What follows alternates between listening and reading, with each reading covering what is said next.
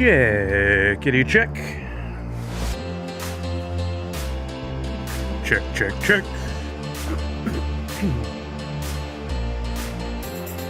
Did I mention? Check. Check, check, check. That looks good. Looks balancing. Thank you, cutie bag. All right, do I have everything I need? I hope I do. Well, I can always get it.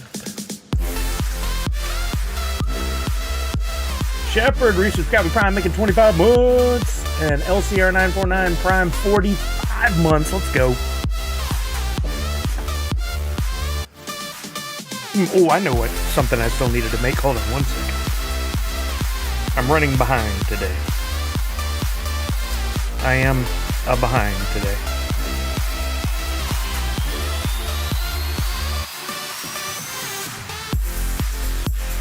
Oh, I hate that. I name my files so carefully, and yet when I go to look for one, I can't find what I'm looking for. Doesn't make no ding-dang old sense.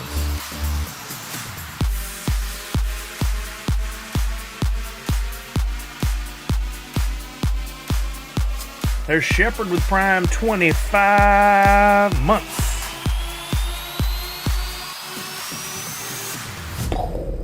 I wish I could have started right there. It would have made more sense. Not ready yet.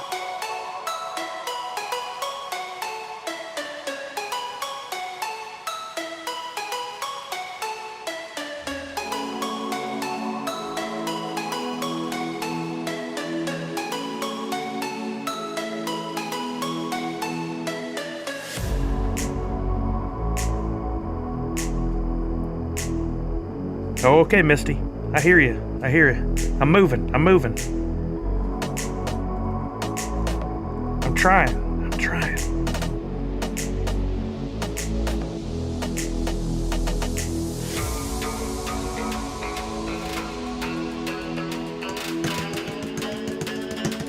Okay, that should get us closer. Oh, wait, hold on.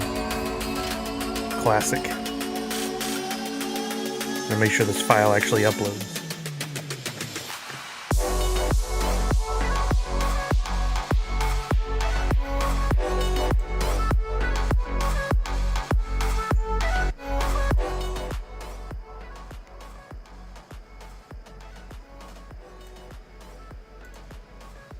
Okay, there we go, and let's check that out. Hey, what's up, everybody? Happy NFTuesday. It is July 16th. We're counting days away. We're single digits, aren't we? Single digits for when most of us will be traveling to SDCC. Maybe double for some. Next Wednesday is preview night. That's the 24th. I'm getting a little giddy. Okay, thank you, MJ owns you. I'll look. Easiest way to get a hold of me is definitely a DM, but if for some reason I'm not following anybody, all they gotta do is just start a tweet with @CSSully trying to talk to you via DM. I send them a message and we can go back and forth. But I can look up Krethus afterwards. What's up, Jace the Collector? What's up, Captain Saudi, Miss Fancy Cherry, Nostalgia Corp, Cutie Beck. Misty, thank you for being a mod for me. I appreciate you. Do a wonderful job. I appreciate all the help. MJ Owns You, thank you for the assistance. If you guys aren't already following MJ Owns You, please do, as well as Jace. Both great Twitch streamers here. MJ Owns You plays some TwitchyTides. Jace plays Fortnite a lot. Tarjaran Puma, how are you, Allie? Halacia Z, what's happening? Zach Bonifer. Lender77. Monster Pete. Buzz King, 5 Minute Masters, another TwitchyTides streamer. Make sure you guys follow. Millennium Panda, Funko Addict Tech. Ooh, Tech, I got something to show you that I picked up over the weekend you're going to like. Magic Mike, what's happening? Thank you again for the message. MJ Owns You. Random King, what's going on? Cal Aird. SG271234, another one of those names that just rolls off the tongue. How are you now? Thank you for coming by the stream. Misty said, Sully, I sent you Krethus Twitter link last week if that helps. Okay, I'll have to take a look. There's Kelly. What's up, Jungle Bryces? How are you, baby? It's been minutes. We had a nice breakfast together. Kelly made us some cool breakfast burritos using some leftover steak we had. Ooh, I can still taste it. So good. What's up, Fourth Curator? How are you? Well, happy NFTuesday, everybody. You'll notice an extreme lack of the free NFT information, but, hey, what's up? Oh my God, how the prime are you? I'm at least 2 primes today. I've already picked up 2 items for streaming. I got a new mic arm that I've been wanting to get for like 5 years from Elgato, marked down $30, 30% off. Stoked about that. So I'm finally gonna have a nicer arm that runs the wires through it and stuff. And then I picked up a secondary arm for... Oh, really, Shepard? I picked up a secondary arm that holds a camera, a phone up above. So if I'm doing close-up stuff, we'll try the secondary camera again. Maybe OBS will play better with us. You have nice arms. Anyway, thank you, Gatos. I'm just kidding. Man, speaking of arms, you guys might have seen my tweet. Oh, nice. Yeah, Hellacious Z. The Elgato just makes such great products. Such heavy construction, heavy weight, really well done. And those arms, they have such a balance to them. It's just smooth. Whereas this $15 hunk of junk that I got years ago, which, I mean, I should be nice about, it has served its purpose. It has suited me well, but it's constantly, the cords are getting hung up and it doesn't sit in the desk where I want, and the clamp has actually destroyed part of the wood on my desk, which I don't like, but it served its purpose.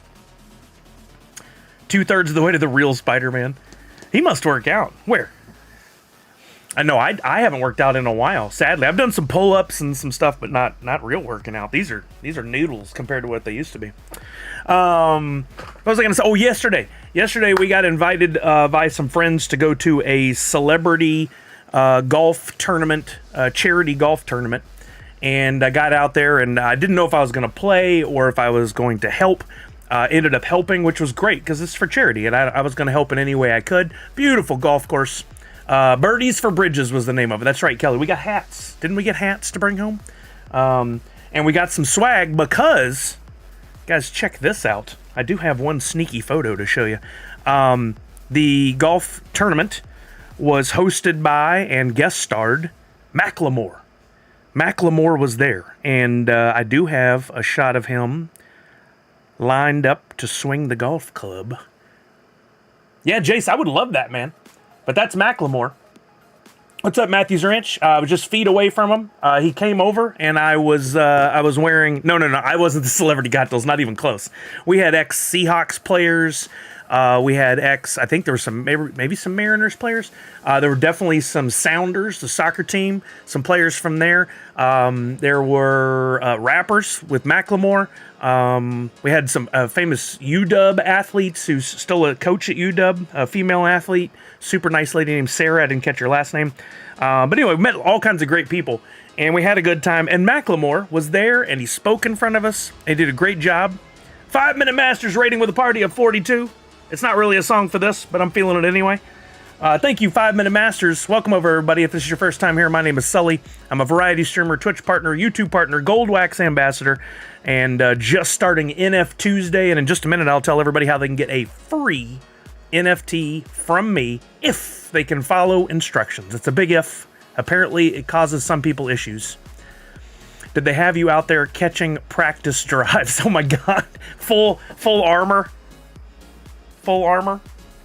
But anyway, Macklemore was there. It was really cool. Saw, in case anybody didn't come over, didn't see when they came over. You can't tell from that picture if it's him or not, but he walked right past me. Actually walked up to me, and I was wearing, he has a brand called Bogey Boys, and I was wearing my Bogey Boys hat, and he goes, "Nice hat." It's like, oh, thank you. He looked like he was a pretty good golfer to me. But I didn't get to watch him play his whole round. Looks like an average white guy golf. I mean, I don't know if I'd use the word average. He's quite the star. Above average, at least. Automod blocks a name of a Funko product, question mark? Well, if you use it incorrectly, yes. If you're saying Funkos, yikes. Don't do it. Don't do it. That's not a thing. Funkos with an apostrophe S is the cereal, and you can do that, but Funkos is not a Funko product, unless there's another one. Well, okay, so Prince Paradox, I still know very little about this, but apparently that S word that you just used in other countries is the equivalent of using a really bad word here in the States. So they don't call it that anymore. It's now fantastic plastic, and that could be leading to the problem. And honestly, I don't think I ever used the filter or add the filter myself for the S word that you just typed. I think it literally was blocked by the filter that I applied for all the Twitch chat. I don't think I did anything specific for Funko terminology. Misty said super disrespectful word. Now, hey, to be fair, I don't think when Funko created that product, by any means, did they know that was a thing. By virtue of the internet and the sharing of information on a worldwide scale, we now know that word means something bad, and Funko did course correct and rename it to Fantastic Plastic. So good on them for making the change. It is a very old line, but they brought it back and then renamed it Fantastic Plastic. Yeah, Funko didn't know. And guess what, guys? The world changes. So things that happened once upon a time, although deemed bad now, people didn't know when they did that back then. Or if they did know, shame on them. But I think a lot of people didn't. With times change. It doesn't mean we need to go and retroactively deem all people to go straight to, you know where, HE double hockey sticks, because they made a decision once upon a time. Anyway, we had a great day yesterday, and if no one saw my photo, I don't expect that you guys are all on social media all the time or even follow me, and that's quite all right. I ran into an old pal, an old buddy, Mr. Walter Jones. No, not the Black Power Ranger. Former Seattle Seahawks lineman and Hall of Fame NFL player, Walter Jones. They call him Big Walt. Super nice guy. He was out there at the golf course with his assistant Jose, and they had been to Funko HQ to visit years ago. And I have somewhere in a box, because I haven't got out all my autograph stuff since we moved, I have a Funko Pop Pez Seahawks signed by Walter Jones. They never did make a pop of him, and when I saw him, I was like, hey, Walt, I don't know if you remember me, Sully, I worked at Funko. He's like, of course I remember you. Like, we podcasted together. And I was like, we were just talking, doing some other things. He goes, so how about they ever going to make that pop of me? And I was like, boy, I wish I had any input, but I don't work there anymore. He's, oh, no, really? It's like, yeah, they bounced us all, back in the COVID days. He's like, oh, that's right. What about Ashley? Because me, him, and Ashley got along real well. And at one point, he even was like, maybe you guys should come on down and join me for sports talk on one of the local channels, because he does like this thing called The Fifth Quarter. And, we got along real well. I was like, well, she's moved on too. She's over at Super 7. He was like, oh, cool. And super nice guy. The only time in history that Sully has looked petite in a photo. Yeah, right? I mean, look at this. I'm a big dude. I'm 6 foot, 200 pounds. And look at the Big Walt. He's got to be, what, 6'6", 6'7"? And I'm not gonna comment on his weight. He's just a big boy. He ran over many a fool in the NFL and just took them out. If you guys, no, not Super 7 as in cars. Super 7 as in the action figure company. They make some really great stuff. In fact, they worked with Funko once upon a time to do a line of action figures. They did some really cool Alien stuff and Back to the Future and Goonies. And well, thank you, Matthews Ranch. I appreciate you. Get to see Matthews Ranch soon. Probably get to see a bunch of people. What's up, Mindy? Funko Lover 30, how you doing? How's it going? What's happening? All right, let me get this graphic on the screen for the free NFT so we can get you guys started. I'm going to change the properties here to point at the new one. You guys know I'm always trying to lean into what Funko is doing for their most recent drops, but apparently they have decided to go radio silent and are not updating us in any way, shape, or form about what they're going to do in the future with NFTs. So we're left to our own devices. And I created a fun Nerds Unite NFT based on a little film that's coming out during San Diego Comic-Con. Mr. Deadpool himself, Wade Wilson, We've got a Deadpool-inspired Nerds Unite NFT that is free. Should be available if you type in !free NFT in the chat, or it just came up on Twitch. I see it there. I had to rush to get this artwork done because we were busy yesterday, but I think it came out really nice. It may get tweaked ever so slightly before it is delivered to your wallets. Uh-oh, Mindy, did that not? Oh, because it just came up from 5 Minute Masters. Yeah, I want to make sure that's working. So click on the link. You should see the same logo for this if I did everything right, which I was in a hurry, so mistakes can happen. If you see the same logo up in the header, regardless of what it says, that's the right place to be. What's up, Flantality? Fill out the form. Listen to me. Each person gets one free NFT per person. If you fill out the form multiple times, you get 0. This happened to somebody last week. You get nothing. If you can't remember if you filled out the form 3 minutes prior, that's on you. Fill it out once. And if I find out that you're using multiple accounts, or you're using bot accounts, or any of that stuff, you are banned from ever receiving another free NFT from me. It's a very simple concept, and you know if you're cheating.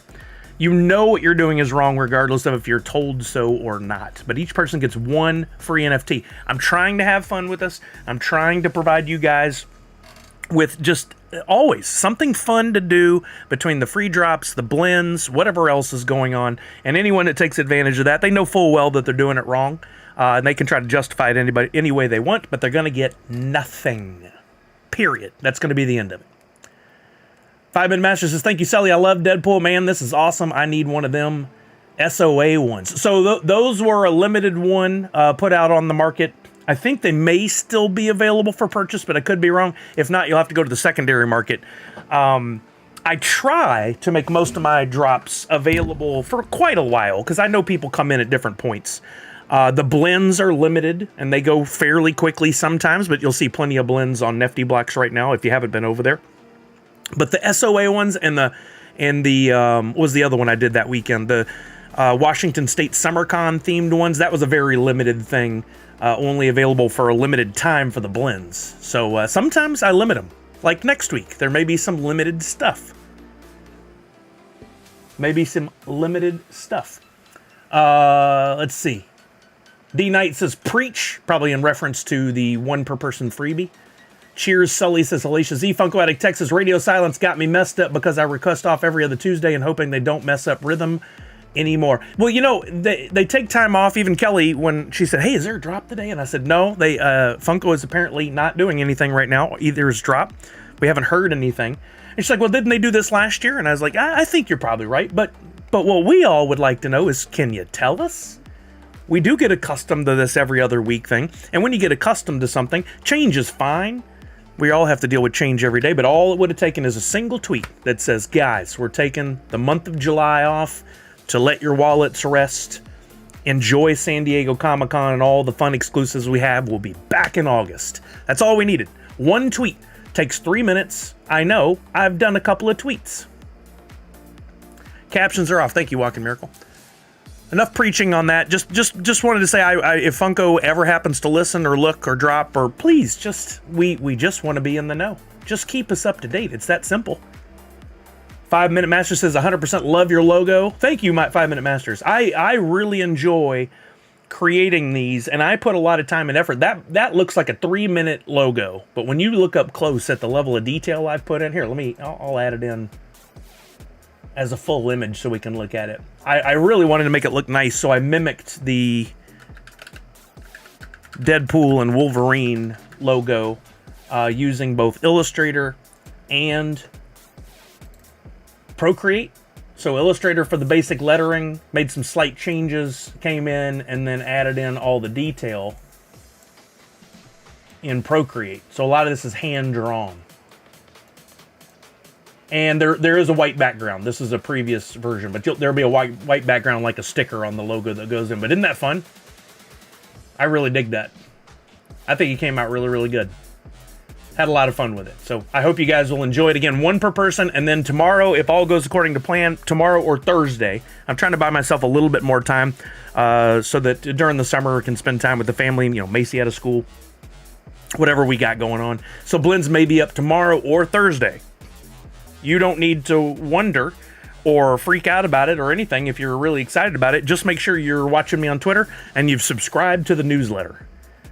If you subscribe to the newsletter, I will send out an email to everybody. Emails are going out regularly, so if you think you're not getting them, you let me know. But chances are, all you need to do is make sure you've whitelisted my email address, which is down below the stream, sully@nerdsunite.online, and that way any emails that come to you will go straight to your inbox. That's not a 3-minute tweet. It's got to go up the chain. It really doesn't, though. I mean, in that instance, those decisions have already been made and approved, and all they're doing is relaying to us. That's not one that needs approval. Yo, what's up, Beat said? Well, no SM teams, so I saw a video last week using the studio that Hillary and Ashley once recorded in and showed off NFTs once or maybe twice ever. Where they had the puppets and all that. Someone recorded a video from there last week. And I don't know who those people were. They didn't announce themselves, introduce themselves, nothing on screen, but they had a little fun with the SDCC exclusives. So maybe there's a team building? I don't know. What's up, Soldier Swag, Karma, and Tyson over on YouTube?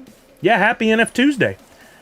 2 weeks, no tease. We were just talking about that, Soldier Swag. We'd love to know what's going on, and if they just communicate with us, that would be great. What I'd love, I mean, there's so many things I'd love for them to do, and so many ideas that I think would be fun. But one I'd really love to see is them do something during San Diego Comic-Con, specifically for us NFT collectors, and to onboard new NFT collectors. A booth there, a portion of their booth, even a tiny little door-sized window that says "Drop Funko NFTs" or digital collectibles, as to not, rile up the folks who get so riled up by that little acronym.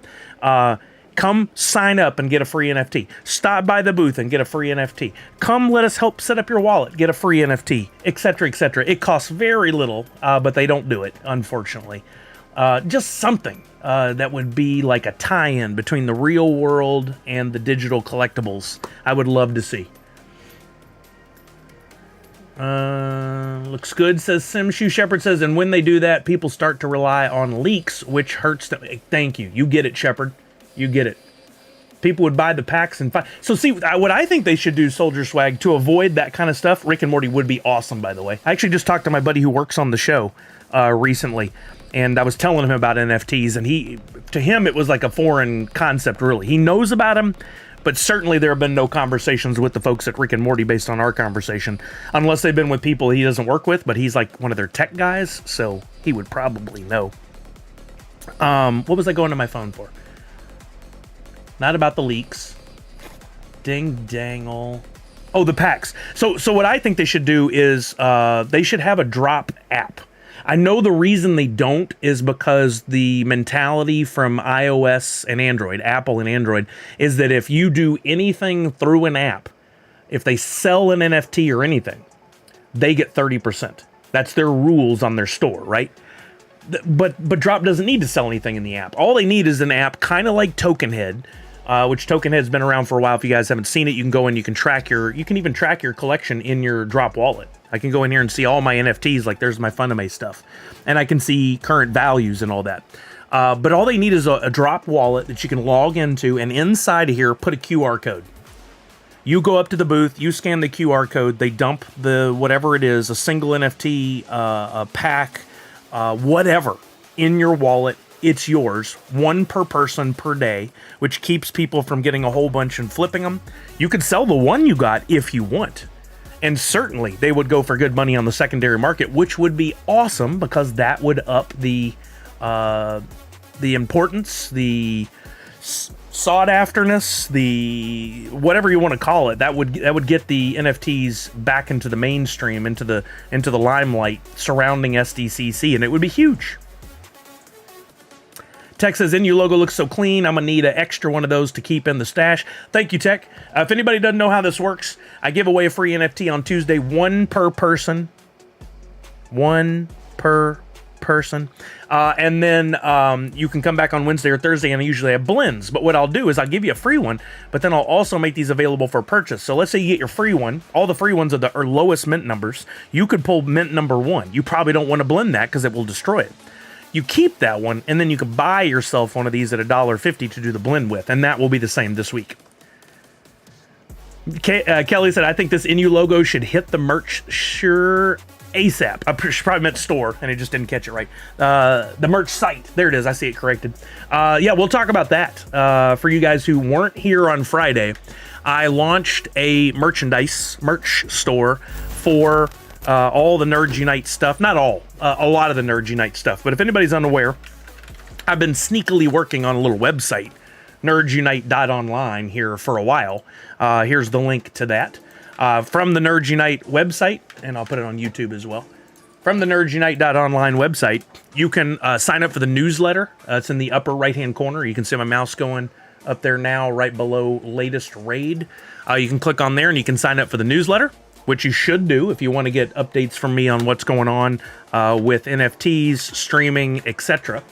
And then there is the Nerds Unite merch store, which links you out to a Shopify store I've built.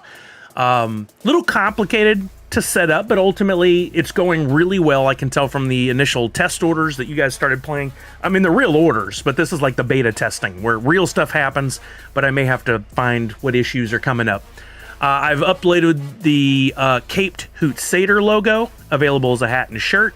I've uploaded the Nerds Are Magic. I kind of titled it to take out the references to Hoot because Hoot doesn't appear on here yet. That's available in a youth tee, a ladies tee, and a unisex tee. I've uploaded the Nerds of Steel as a shirt. I've uploaded I called this Nerdy New, but it's the Scooby-Doo inspired design as a shirt, unisex. I've uploaded the NU Bros based on Mario Bros. You can get it as a hat, a scrunchie per y'all's request, or a unisex tee. And then I've got the NES inspired, I call it Nintendo, as a hat and a shirt, which I ordered the hat on this one in a gray. I ordered the NU Bros hat in white. And I'm excited to see those come in. The hats are embroidered and will run you $29.95, which, I mean, I've looked around and that's what hats are going for, 20, 30, 40 bucks, depending on what they are. I'm hoping the quality is great. These are flex fit style structured caps. I will be adding more hat styles, but all of this takes time. I'll get back to this tomorrow after the blend stuff, adding more up there. The shirts, the unisex ones, are a brand called Comfort Colors. I ordered a couple as samples, and I love the quality of the shirts. They're very nice. 100% cotton, but very, very nice. And the scrunchie, I have not seen one in person, but I got to pick a pattern logo to put on there. I've ordered the hats. As soon as they come in, I'll show you guys what they look like.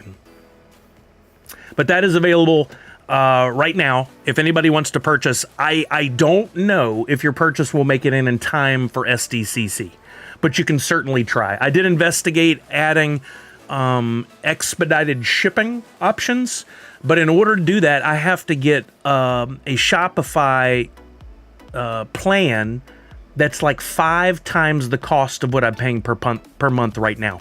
I can't do expedited shipping, I'm sorry to say. So just gonna have to be patient until we get to a point where I'm like, oh, well, the higher level plan pays for itself. Right now it does not. So Callard said Suicide Squad Kills the Justice League is free for Prime Day on PC and redeems on Epic Game Store. Oh, that's cool. I didn't think to look to see if Prime Day had games. Beats said, Sully, what are you excited about for SDCC Funko and non-Funko related? Great question. I do want to dive into that a little bit more in a while. Prince Paradox says free wallets would be amazing. So Prince Paradox, you can get a free wallet for the drop stuff. The only time you need to pay is if you want to get a customized wallet, and then you can pay $5. I think for the purpose of SDCC, that would be a great opportunity to give away free customized wallets. But then you're going to have a whole bunch of people who are upset because it's unfair that they weren't there, and we have to make everything fair for everyone. And you know how it goes. A drop booth would be awesome. Funko Fusion will be everywhere. So yeah, they're weighing in on that heavily, which is very cool. Meet the artist. How are you? I'd travel to San Diego from Missouri just to see that display. It would be a great nod to digital collectors. You want to know something interesting, guys? I agree with you wholeheartedly, Meet the Artist. Hokelade or Hockelade, I don't know. Welcome. Thank you for the follow. Saw over the weekend for TwitchCon, if you wanted to get a booth, have a presence at TwitchCon, which I'm streaming on Twitch. I've been to TwitchCon. I love the platform. It's a very progressive, lots of fun stuff going on the platform. But then there's this mentality around NFTs that is still by most people. You cannot have a booth at TwitchCon that has anything to do with NFTs. I do not understand why that would be a rule. Really silly, but it's a thing.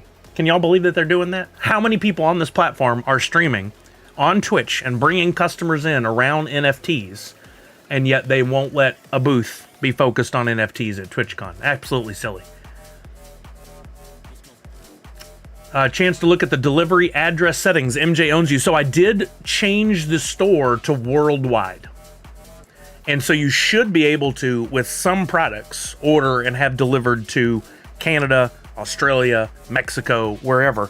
And in the should be fair shipping, depending on the item. Again, they have different print facilities around the world. So if you're in Canada, they will most likely print in Canada and deliver from there. But it's based on the item or items that you order. So you'll need to look again and see what you can find.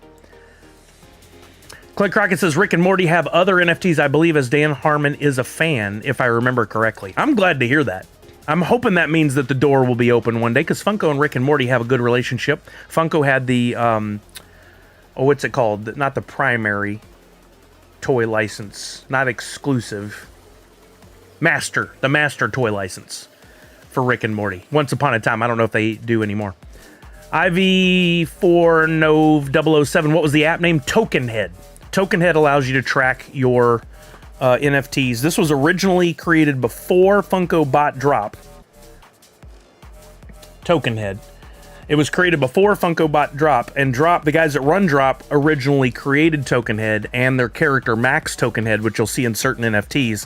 Then Funko acquired them, and since then, I don't think there have been any updates to Tokenhead at all. I think they've abandoned that project, which is a shame.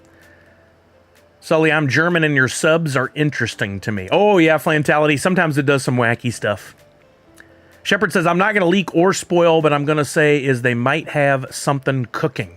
Well, I mean, we already know that from Funko and Drop, we're going to get the Drop Arcade later this year. There's been no additional information. Again, SDCC would have been a great opportunity to maybe have an NFT panel from Drop and to discuss that. I know they're going to have a Funko Fusion panel. Usually Mike has a panel. I haven't looked to see if he's going to, or actually Funko might have one. They have had it in Hall H before. I haven't looked at the schedule, so I don't know if that's on the agenda or not. We need to look this week. Savage says to Callard, yay, we definitely need to do a group community gameplay stream once it's out. It's going to be cross-platform, ? I'll be attending the panel at SDCC to learn more. So I will try to be there as well. I don't know if it conflicts with anything else, but I have reached out to Funko, to the lead guy over the game at Funko, and he said he's passed on my information to the development team and marketing team for the game. So maybe there's an opportunity for me to get a free copy or something to stream. We'll see. I mean, I don't think that they remember who I am anymore, so I may or may not. I'll get it anyway. Misty says, I have some ideas on the scrunch. I'd love to hear them. Thank you for following Hokelade. That was from Stream Elements. Nice to see you here. We need Sully's subtext to make our thing easier. Thank you both. Where's Trick? Trick? Fourth Curator says Mike will be signing at $7 a pop. Oh, that's cool. I know they have a pretty good relationship, so that's good. Rabbit Larry, how are you now? Fourth Curator says I know they will be a few Funko Fusion panels. A few? There's multiple panels? Yo, what's up, Terrell Moore? Terrell Moore, I'm sorry I did not put this over there already. Let me get the free NFT information over there on YouTube for you. I'm sorry, I was looking at the Twitch chat and I often get lost in that. Let me get that for you. It doesn't work. Unfortunately, my commands only work in Twitch. That's really kind of annoying. I wish it would work on both platforms easily. Without me, I have to do a lot of work if I want to make it show up over there too. It doesn't though. Only 7/16/24. So to folks on YouTube, if you want the free NFT, I'm about to drop the link. Just remember, it is one per person. No multi-accounting, no bot accounts. It's only valid during the stream today, but fill out that form and I will drop it in your wallet either this afternoon or tomorrow. And then make sure you sign up for my newsletter, which I'll also drop that information in the stream on YouTube. It's already over on Twitch, so that you get updates when blends go live. So in other words, something I do weekly, you get a free NFT, and then if you so choose, you can come back on Wednesday or Thursday when I've got the art ready and blend that free logo up to a more rare or exclusive NFT. Oh, let's see. I gotta make a little change here. It's too many characters for the chat. There we go. So those, you don't have to do the blends. It's up to you. You can totally not do them. But if you would like to, there are usually legendaries, grails, mythics, and one-of-ones in my blend. So you can take something that's going to be limited to, not even limited, but it's more likely going to be around 200 of these logos created when all is said and done, maybe even 300. But the limited one's maximum quantity on any one is 55. What's up, Pop and Duo on Twitch? How are you now? Good and you, not so bad. Everybody, if you haven't already, make sure you follow Pop and Duo over on YouTube, where they make wonderful content, family-friendly, around collecting pops, mystery boxes, and even the NFTs as well. They get into the fun of the NFTs. Tyson says, as someone who bought a custom wallet for $5, I'm on board with that. It's $5 and SDCC is expensive. You mean for giving the freebie? I think they should. I think they should give away a freebie there, but people get really upset when they feel like they've been slighted, and it's not fair. Back in the day, the SDCC exclusives from the booth, which I have some and I've sold some recently, were only at the booth. And they were amazing because they were so limited. 480 pieces, 1,000 pieces. And then the world said it wasn't fair. And of course, Funko saw an opportunity to make some more money. No, I don't blame them at all. So they started making the shared exclusives. I always thought the shared exclusives should be different in some way, not just the sticker. Like the stuff at the booth should be metallic, flocked, chrome, spot chrome, not full chrome, diamond, all those kind of cool things. And everything that's a shared should be plain paint. That way you're getting a premium product without Funko having to spend a ton of extra money to produce it for the booth. SDCC isn't cheap, so that'd be fair. I agree. I agree that shared should be totally, I think it'd be amazing, but it does come at a cost. I just don't think it would have to be an exorbitant cost. I think it could be manageable for Funko. I like how did the gelatinous cube that was glow in the dark and the shared ones weren't, right? That was a great step in the right direction. Fantastic. No, Charlie. You sit over here. You sit over here. I don't want to make it sound like I'm just bashing Funko. I truly love the products. I really love the time when there was good communication, and they had, I was part of that team, but even if I wasn't, the lives and the podcasts and the stuff like that connected you with the company. I would love to hear more about what's going on there, what the plans for the future are, to get to know people that work there. That was something fun we did. Maybe the panels this year will be a great opportunity to get some of that information. We'll see. Don't know. For those of us who are going, if we get to go to the panels, we will certainly share any of that information out to everyone else. I'm sure Savage is going to be sharing it through Second Union. I'll be sharing it through my accounts. We got a bunch of us here that'll hopefully be at those panels. Yeah, Flantality, I got a pupper here. That's Charlie. You see in the avatar, the emotes that Simshu just shared. Tech said, "This is my favorite time of the year. Box of fun time. I'm happy. They making us wait and building up the anticipation." I really hope that they learned some good lessons from last year. Again, I'm not bashing. I'm just saying there are opportunities to do a little better for the fans. And while some other channels went heavy on bashing them for it, I'll just say it was a mistake. Companies make mistakes. They learn from it. And hopefully this year we've got a better experience where the boxes of fun at home have different stuff than the boxes of fun that are at the show, and they're stickered appropriately. I think that would be great. Got a sub. Sorry, I kept forgetting I didn't have. Oh, no, it's all good. 5 Minute Masters. All good. Thank you again for the raid. I appreciate that. So far, I only see the Funko Fusion panel on the schedule, said Beats. I might try for one box at home. I think I will too, fourth character, since I won't be at Fun Days there at the show. Dead by Cereal. Howdy, y'all. What's up, Dead by Cereal? Still love that name. That's so great. Got a free NFT for everybody. Don't forget to claim it. Exclamation point free NFT there in the chat. Let me update this other screen in case we get to chatting and I forget to put it in there. I see that it made the... For any of y'all that are streamers and use OBS, I got a real good pro tip for you.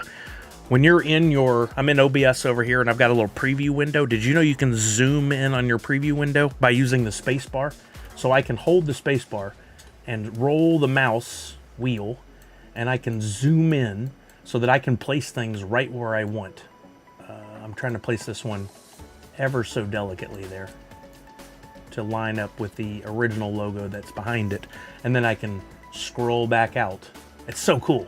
Took me forever to remember that's what it was, but I need to get lucky and find someone needing to desperately sell 2 Fun Days tickets for $7.50. I mean, if you find that deal, let me know. I would probably go in on it around that as well, but I don't think we're gonna. It's possible we could find that. All those flippers and scalpers that grabbed up the tickets and were asking $3,000. I don't think they're selling them. There is a point at which though people would pay. So it'll be interesting to see what they do with that. And what do they do if there are unused tickets when Fun Days begins? Will they do something for a wait list or whatever? We'll see. Mike is also doing the History of Cereal panel too. Oh, thank you, Kelly. So when is that, Misty? I need to start building my tentative schedule for the things I want to go to. We do need to look at the schedule, which I'd like to do here with you guys. It's been a while since I reviewed an SDCC schedule and looked for fun stuff, but I know there are some fun things going on. What, Misty, what day and time is that? Random King says, I'm going to look next week and see if someone wants to sell. Random King, if you see any deals, if you see anybody selling, let me know. If you see anybody willing to trade tickets for collectibles, for pops, or even NFTs, let me know. I imagine there's somebody out there who'd be willing to do that. I just don't know if there's a lot of people that would do that. Yeah, Punked, in the past, Funko has, at the last minute, reached out to and let some people buy tickets, because what happens is there's people that buy tickets and then they can't go.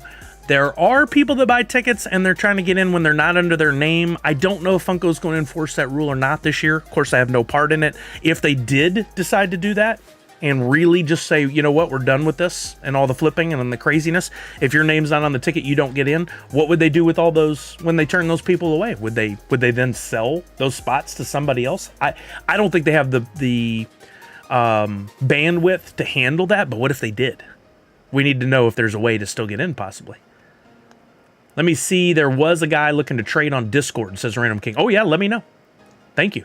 You can also check out the Shaun of the Dead Funko Fusion character at the Shaun of the Dead pop-up immersive experience. Oh, I need details on that too, Savage. You only that's okay, Misty. We'll find it. Okay, let's take a look. Let's see if we can find San Diego Comic Con schedule 2024. So the official SDCC site does have a programming schedule area, and I've looked at it in the past. It's always been kind of tough to navigate, but if you know kind of what you're looking for, you can find it. And you can also go in, you can log into the portal, and you can add dates and times to your own schedule so that you can track where it is you're going to go. I personally like to just keep my own notes and put them in my phone or have a post-it or whatever. I'll probably put them all on my phone. You got schedule. There's a simple expanded grid and by venue. Special guests, and a search. I'm gonna, right off the bat, let's try a search for Funko and see if we can find anything Funko related. Whoa. There we go, Funko. Let's see if we can try this. I haven't looked at the schedule in a long time. This could be a horrible disaster of a way to do this, but we'll try anyway and see what happens. Here we go. Thursday, July 23rd or 25th, and I should probably have a post-it note for each day because there's going to be a lot of information. We got Wednesday preview night, which I won't be there. We got Thursday, Friday, Saturday, Sunday. My buddy Steve and I used to listen to podcasts and take copious notes on all the different things that would go down at San Diego Comic-Con. And then, we should also talk about how to pack for Comic-Con. I've got a lot of input on that for anybody that's a newbie or just needs a reminder. Sometimes you just need a reminder of what's going to go down and what you need to pack for. I still need to change a name on a ticket. Ooh, good luck with that. Okay, so I'm going to do Thursday, Friday. I got a Post-it note for each day. This will be the beginning of my research. On Thursday, 82 years of superhero cereal boxes description Funko. This must be the history of cereal, as we can click and get more info. That's 7:25 early, 10 a.m. Cereal panel. Where is that? It doesn't say there. Let's open in a new tab. 10 to 11, the Grand 10 and 11 at the Marriott Marquis San Diego Marina. Grands 10 and 11. This is why I probably should log in and add these to my... Maybe I'll do that and have both pieces of information, both places. Remember deodorant. That's always one that comes up, and we all know people need to wear deodorant, but people don't necessarily. Just be prepared that you are going to smell some stinky pits, some stinky BO. It happens every year. 3 cerealologists will take you on a sugary cereal box tour, starting with the first 1942 Superman box and leading to the coolest superhero cereal box ever made from 2022. How to collect cereal boxes flat, collapsed, or full. Where these priceless pieces of cardboard hide. The first boxes of Spider-Man, Batman, Hulk, TNT, probably TMNT, Iron Man, Supergirl, Wonder Woman, and more. Serial bites of information, not on the web. Beautiful graphic art. You'll be exposed to videos. That is not a good verbiage. You'll be exposed to videos, web pages, books, and articles relating to and about superhero cereal boxes featuring Mike Becker. Look at this, his description. Funko, artist, actor, musician, creator, maker, distributor of over 70 cereal boxes. I like the musician part in there. Michael Vollmer, creator of Free Inside, the first cereal box collecting fanzine on YouTube. Oh, that's cool. And Dwayne Dimmock, owner of 10,000 cereal boxes. So being an owner of a bunch...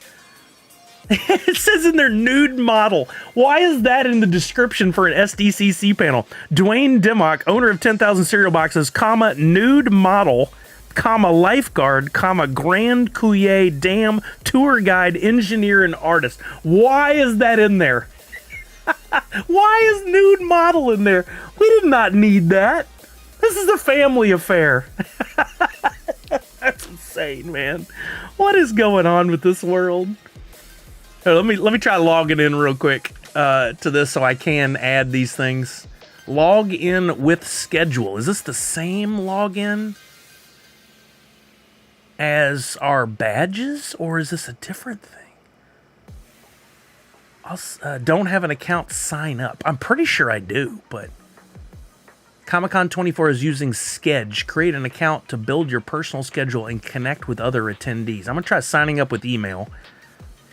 Nude model. He might be looking for work. No, thank you. That's so silly. Why?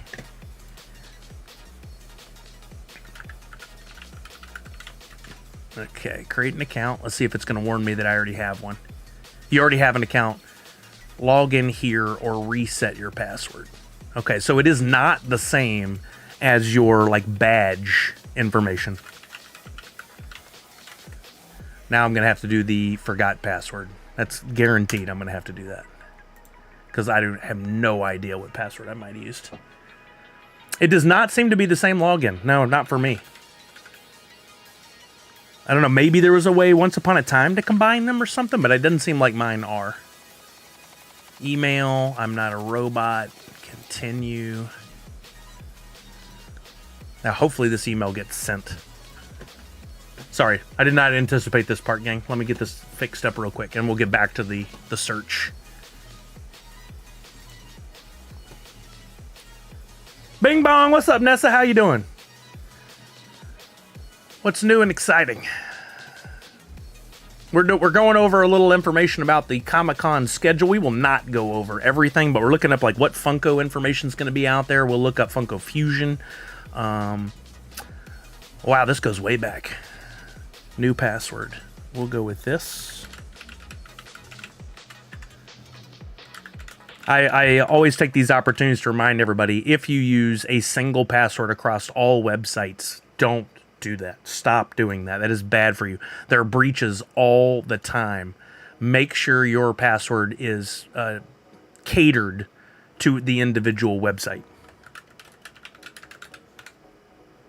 It is a bad practice. Click Join Event if you want to be listed in the Events Attendee Directory. Log out if you prefer to browse anonymously, okay? Join Event. I don't know which event I'm joining. Well, we'll get this back over here now. Oh, wait. No, that's the wrong. All right, we're going to do... I did log in, so is it going to see me? I sent the person a message about trading tickets for Pops for You. Told him to reach out on X if he's... Thank you, Random King. Appreciate you. Flantality, I use a password manager locally, but I don't recommend using a password manager and then having that online accessible everywhere as well. I think that comes with its own problems. But, you know, there's a lot of modes, a lot of different schools of thought. So, you do what's best for you. You absolutely do what's best for you. Okay, I've now lost that panel. I've got to go back in and do this again. It seems to have disappeared into La La Land on one of the other tabs. Funko Addict Tech says, I think I got PTSD from a time my account was breached. At 2 a.m. this morning, I was putting two-factor authentication on my social media, which I realized didn't have any. I don't think that's PTSD. I think that's just a lesson learned. And again, not making fun of you in any way, shape, or form. You learned a valuable lesson for us all when your drop account got hacked. Two-factor authentication is imperative these days. Use it for your banking and any other sites that are important to you. I say use it on every site where it's offered, but that can get a little annoying. I get that. Okay, back to this. Let's click on this, and now I'm going to add this event to my schedule. Where is the option? I have to click that. Like, I can't even read it now. Saved to my schedule. Okay, so it already is saved? Why can't I even read that? It's all dark text on a dark background. That's weird. Funko Fusion, a festival of fandom. That's on Friday at 10:15 a.m. Let's see if there's any other nude models that are going to be a part of this one. And does it say I'm already added this to my schedule? Why does it say saved to my schedule? I didn't save this yet. Weird. And is there a light mode? This is a weird layout here. I can't read this. Okay. The geniuses of 1010 Games, Arthur Parsons, head of publishing, and John Burton, creative director, are joined by Funko's Jason Bischoff, who's the guy I reached out to, by the way, VP and licensing, Ian Cooper, Monkey Paw creative director, and renowned voiceover artist Kellen Goff, voice of Freddy Fazbear, to discuss Funko Fusion, the AAA game bringing the fun of Funko to consoles and PCs this fall, in a panel moderated by Coy Jandreau of Real Rejects. Never heard of it. Expect giveaways and surprises, including a secret guest panelist who is one of the biggest names in comics. Ooh, that's cool. Friday, July 26th at 10:15 a.m. room... Oh, this one's Funko Fusion. Room 6B-CF. Navigating these rooms can be very difficult. So if you are building your own schedule, I recommend you look up where these rooms are at ahead of the panels so that you don't miss out on them. That beats, I'm using this login, which I think will also allow me to log in on the app and get all the schedule that I have. I'm going to test that in just a minute. My schedule. If I click on this, do I have those two panels that I've added? Yeah, I do. There we go. They're added there. And I can... wow, it's got old information about me for sure. Gonna have to fix that. Okay, what other Funko panels? Paneling is key. Yeah, panels are, you don't want to miss out, but you need to have a plan, and then you need to have a backup plan. And another backup plan, because things change. You're not going to be able to make all the panels you want. Some are going to be full up. It's just the nature of the beast. That's what happens. Don't get bent out of shape. You just pivot and move on with your happy little self. This one is called Real or Fake. I don't know if it's Funko related. Let's read the thing. Darren Schulman, co-host of Schulbros Week in Review and Through the Lens podcast, and Dan Barry. I know Dan Barry. We worked with him when I was at Funko. Host a panel of stars playing Real or Fake, the game show where contestants have to decide if a comic character or plot is real or fake. So this is not a Funko related one. Maybe Funko appears somewhere in this. We'll keep reading. Tony Parker, Don Nguyen, Madeline Caffarel, Emily Whitten, Trish Forstner, and Goldie Chan. Oh, Goldie Chan. I know her. Attendees who play along. It doesn't have a chance to win a Funko Pop. There we go. Goldie Chan actually came up to Funko and was very sweet. She did writing for LinkedIn. She's like a LinkedIn partner. And most recently, she was hired. This is her first ever gig writing Archie comics, which is very, very cool. She's a very nice young lady. And so if you guys get a chance to go to that panel with a chance to win a Funko Pop, I know Goldie. She's great. I don't know these other folks, but I'm sure they're wonderful too. Flantality says, I'm in contact with a data analyst where police usually send the hardware. If Sully says it's okay, I can drop his website. I don't know how that would benefit our chat right now, Flantality, but if anybody wants information, you can reach out to Flantality. That Real or Fake will be during Saturday Fun Days. Is it that late? It is 8:30 p.m. Yeah, okay, that's a good note. What's up, Joe Skittles?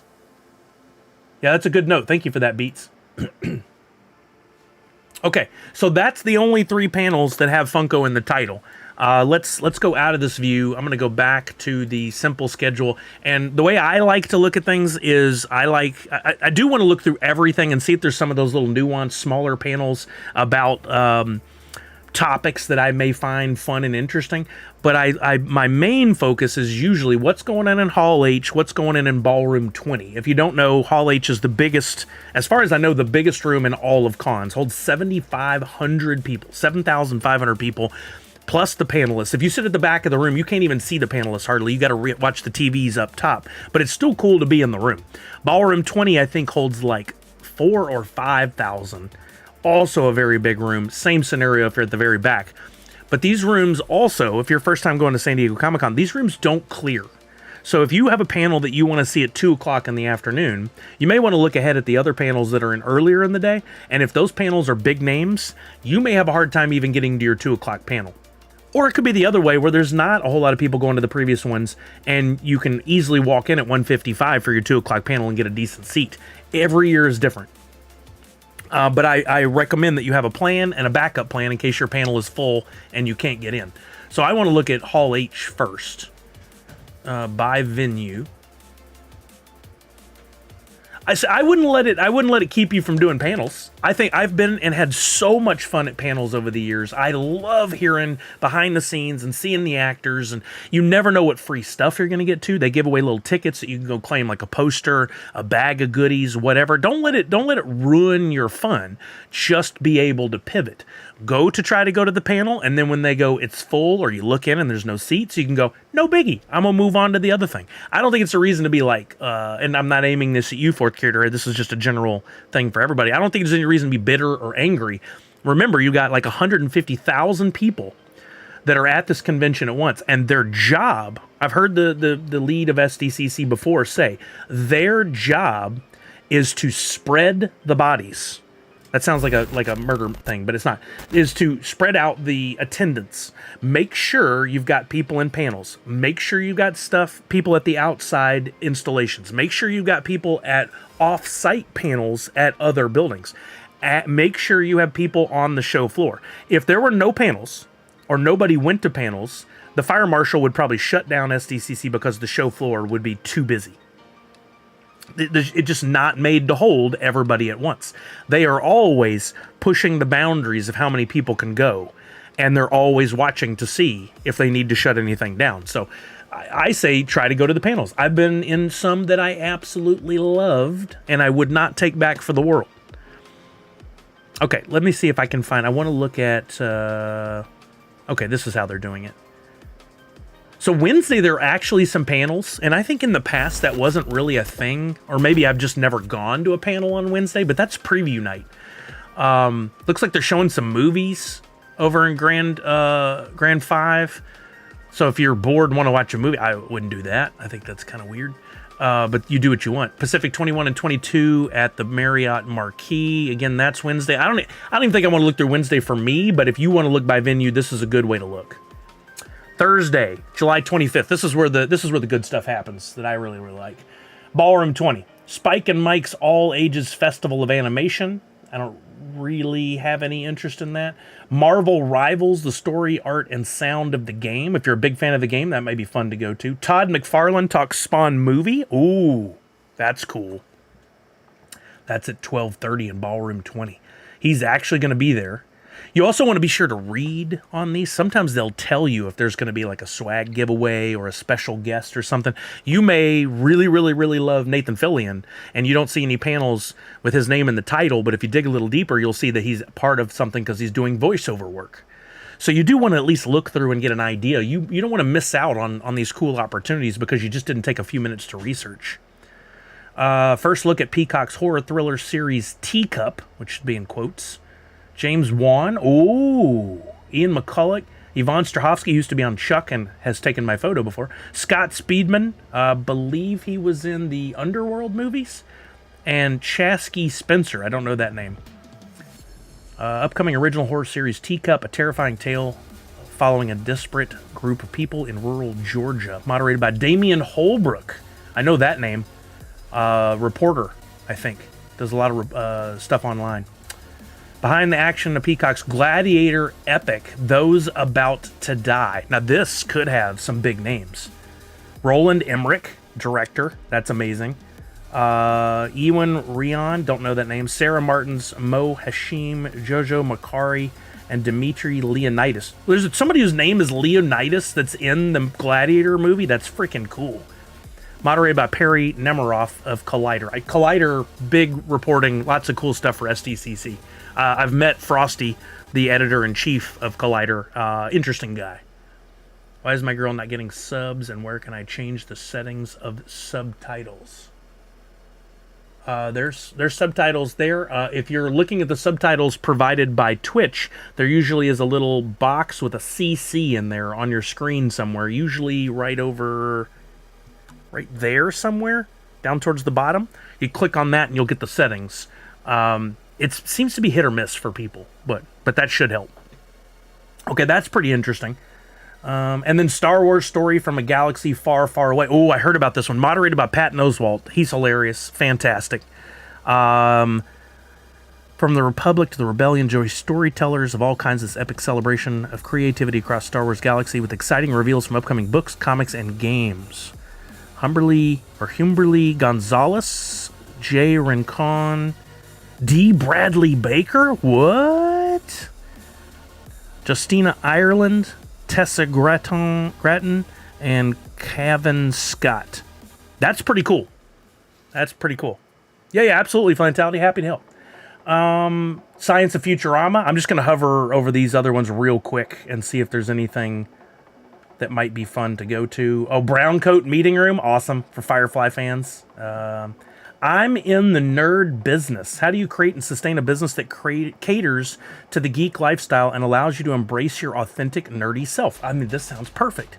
A panel of entrepreneurs whose businesses are steeped in their personal geekhood discuss how these businesses blossomed from fandom and an idea and how they continue to survive and serve this vibrant community in an increasingly crowded and competitive marketplace. Moderated by David Nett, owner of Heroes Journey Fitness and Progcore Fantasy. But who are the other panelists?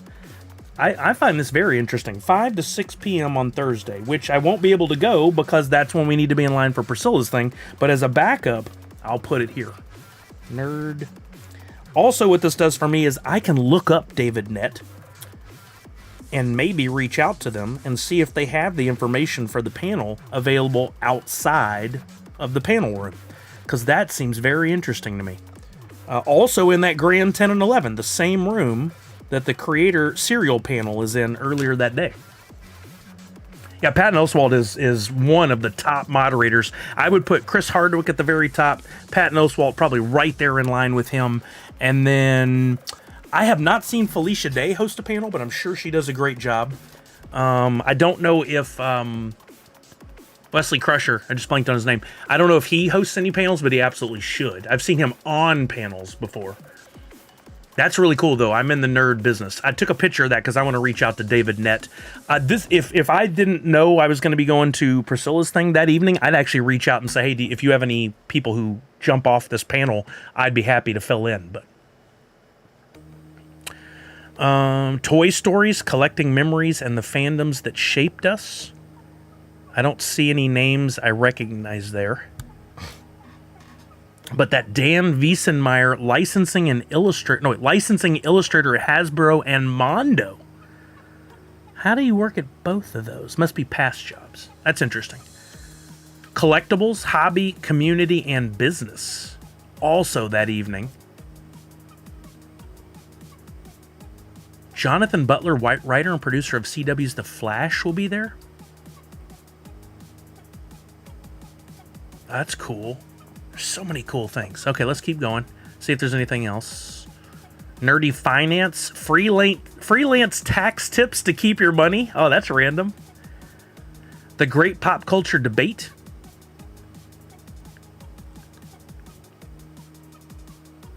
And guys, I'm not meaning to skip over any of these on purpose. If you see something that's interesting to you, definitely go look it up. But I'm just trying to figure out where I'm going to go. Here's Grand 5 Marriott Marquis. Grand 6 Marriott Marquis. I don't ever think I've been to these rooms. Maybe. Whoa, a lot going on in this one. Wait, why are all these yellow bars in amongst these green bars? That's 10 to 11. Also 10 to 11? Huh? Maybe it's just the green ones. I'm confused by that. Ooh, Mike Mignola, creator of Hellboy. That'd be a fun panel to go to.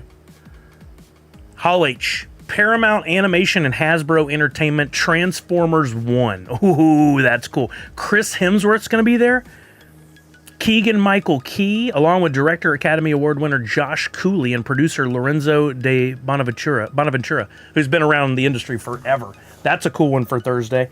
I'm going to put that down. 11:45. I'm going to put that on my schedule.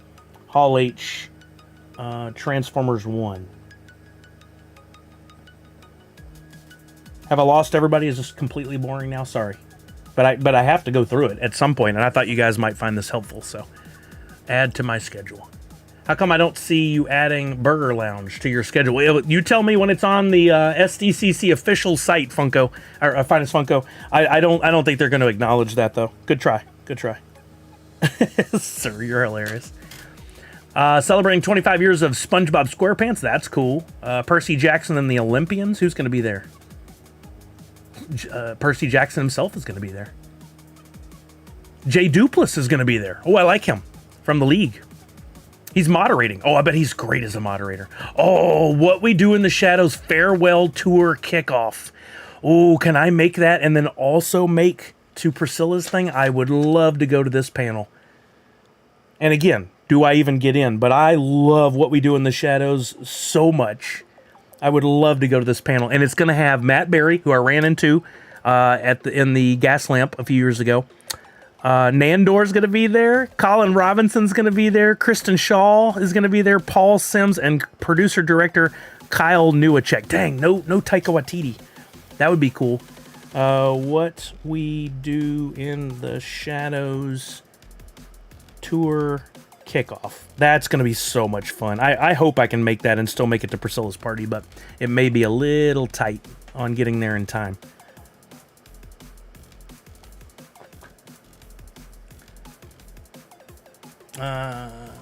Do it, right?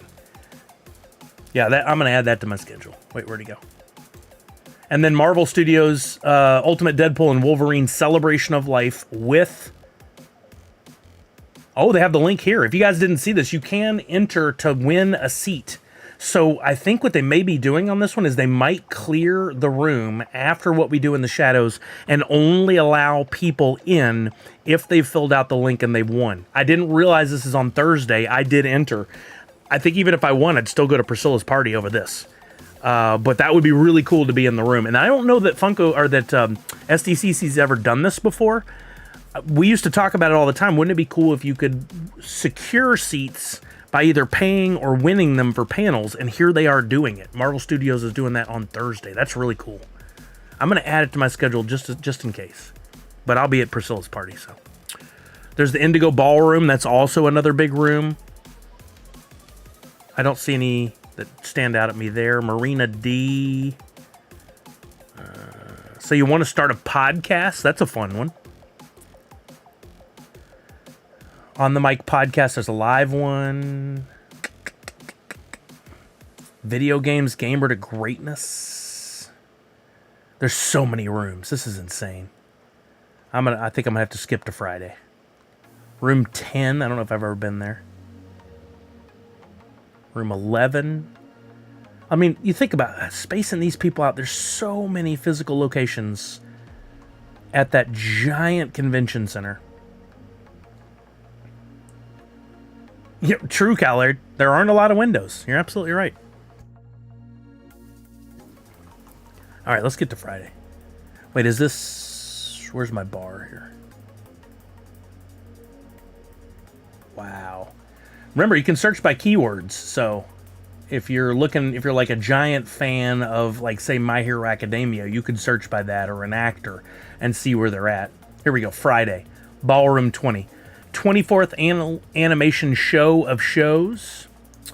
I don't know anything about that, but I've heard of it before. Snowpiercer. Is this season 4 of the show on TNT? Oh, Entertainment Weekly's Brave Warriors. I've been to these Entertainment Weekly panels over the years, and they usually have great stars as a surprise. They had Brave Warriors, and then they have one that's like Strong Women or Brave Women, or I forget what it's called. But this one has like all dudes, and that one has like all ladies that are on there for the panels. Usually have some great names. I've seen anybody from, I saw Xena, Warrior Princess. I'm trying to think of the people. I've saw Trisha Helfer and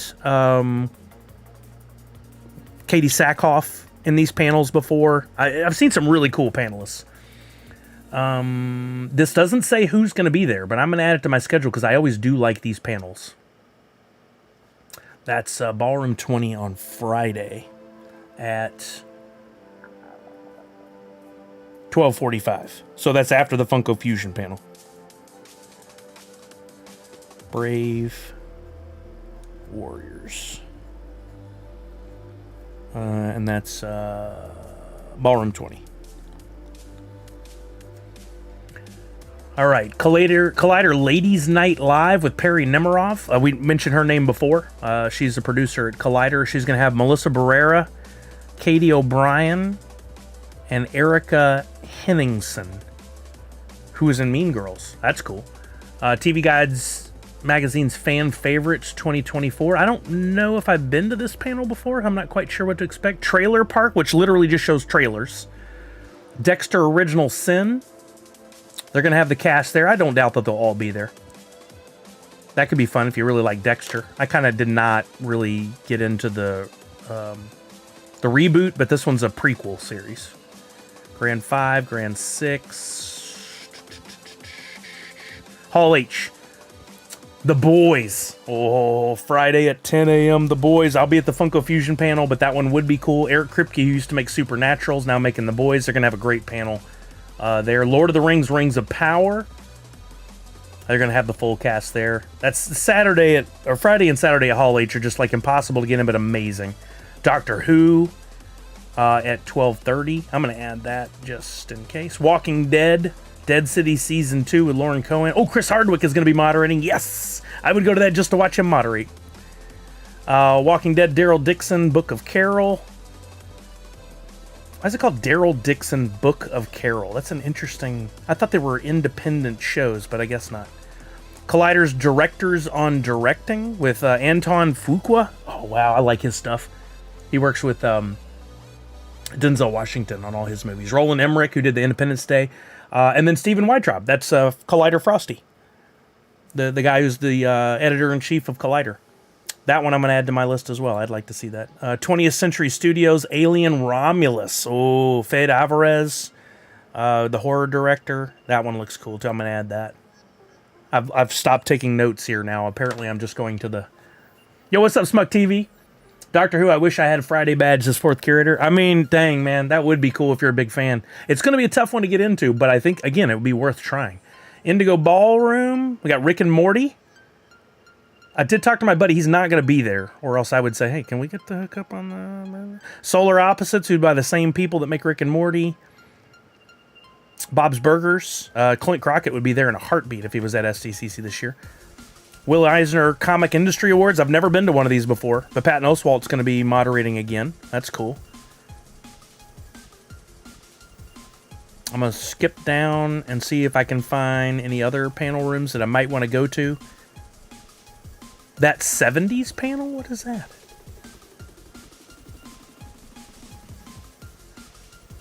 Huh.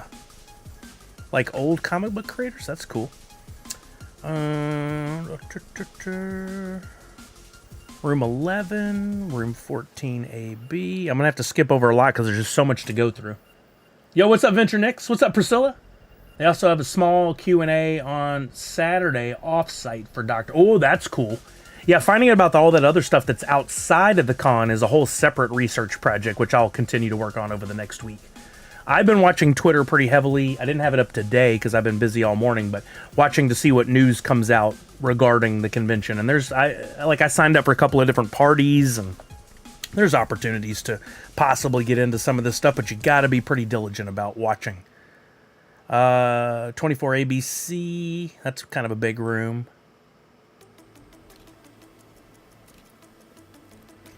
You never know when going to these things gives you an opportunity to maybe get a quick conversation with somebody after the panel either. My buddy Steve was a huge fan of, what was her name from G4 TV?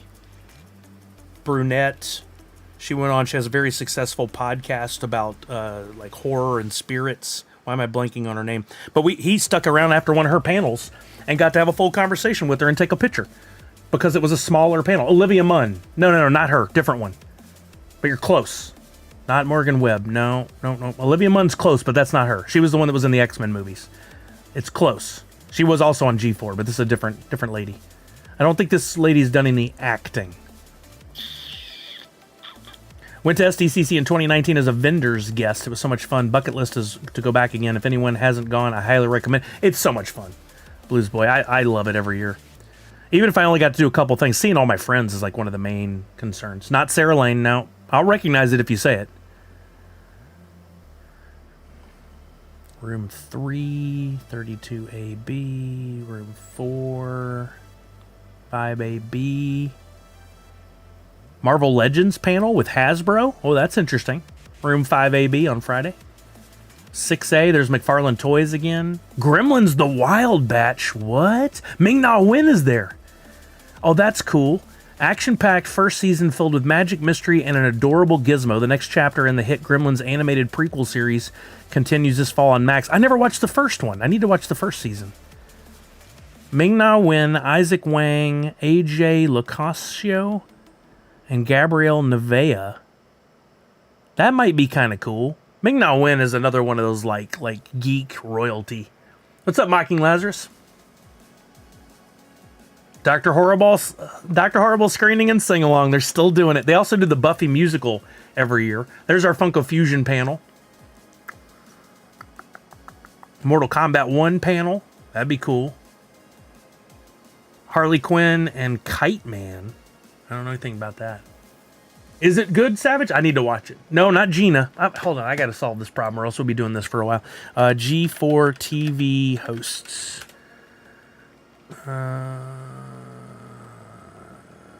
11 more. I don't even see... These aren't the people from the original. Oh, there's Austin Creed. I see that name. That puts me in the right category. That dude's amazing. I love him. Original launch. merger with Tech TV. Where are the people that were there? I don't want the 2010-2014 list. Revival, relaunch, original run. Here we go. Jessica Chobot. Jessica Chobot. That's who I'm thinking of.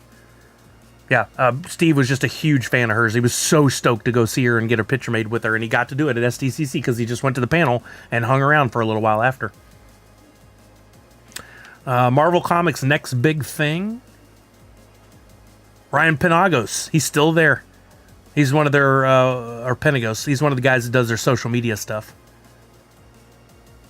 Room 7AB, Lucasfilm, Star Wars Memories, Hasbro. The Law of the Acolyte. Is this about the show, or doesn't look like it? No, just about talking about it. What's up, Professor Josh? How you doing? We're looking through the SDCC schedule for any... Oh, here's a Sales Pavilion autographs. I've never partaken in this before, but the way I understand it is you've got to go to the Sales Pavilions on the morning of each day, and you go through these lines to see if you can get selected for autograph sessions. You don't pay for autographs in most cases, although there are some opportunities for that. But Todd McFarlane's going to be there. Mary McDonnell, who was on Battlestar Galactica, and she's going to be hosting some panels.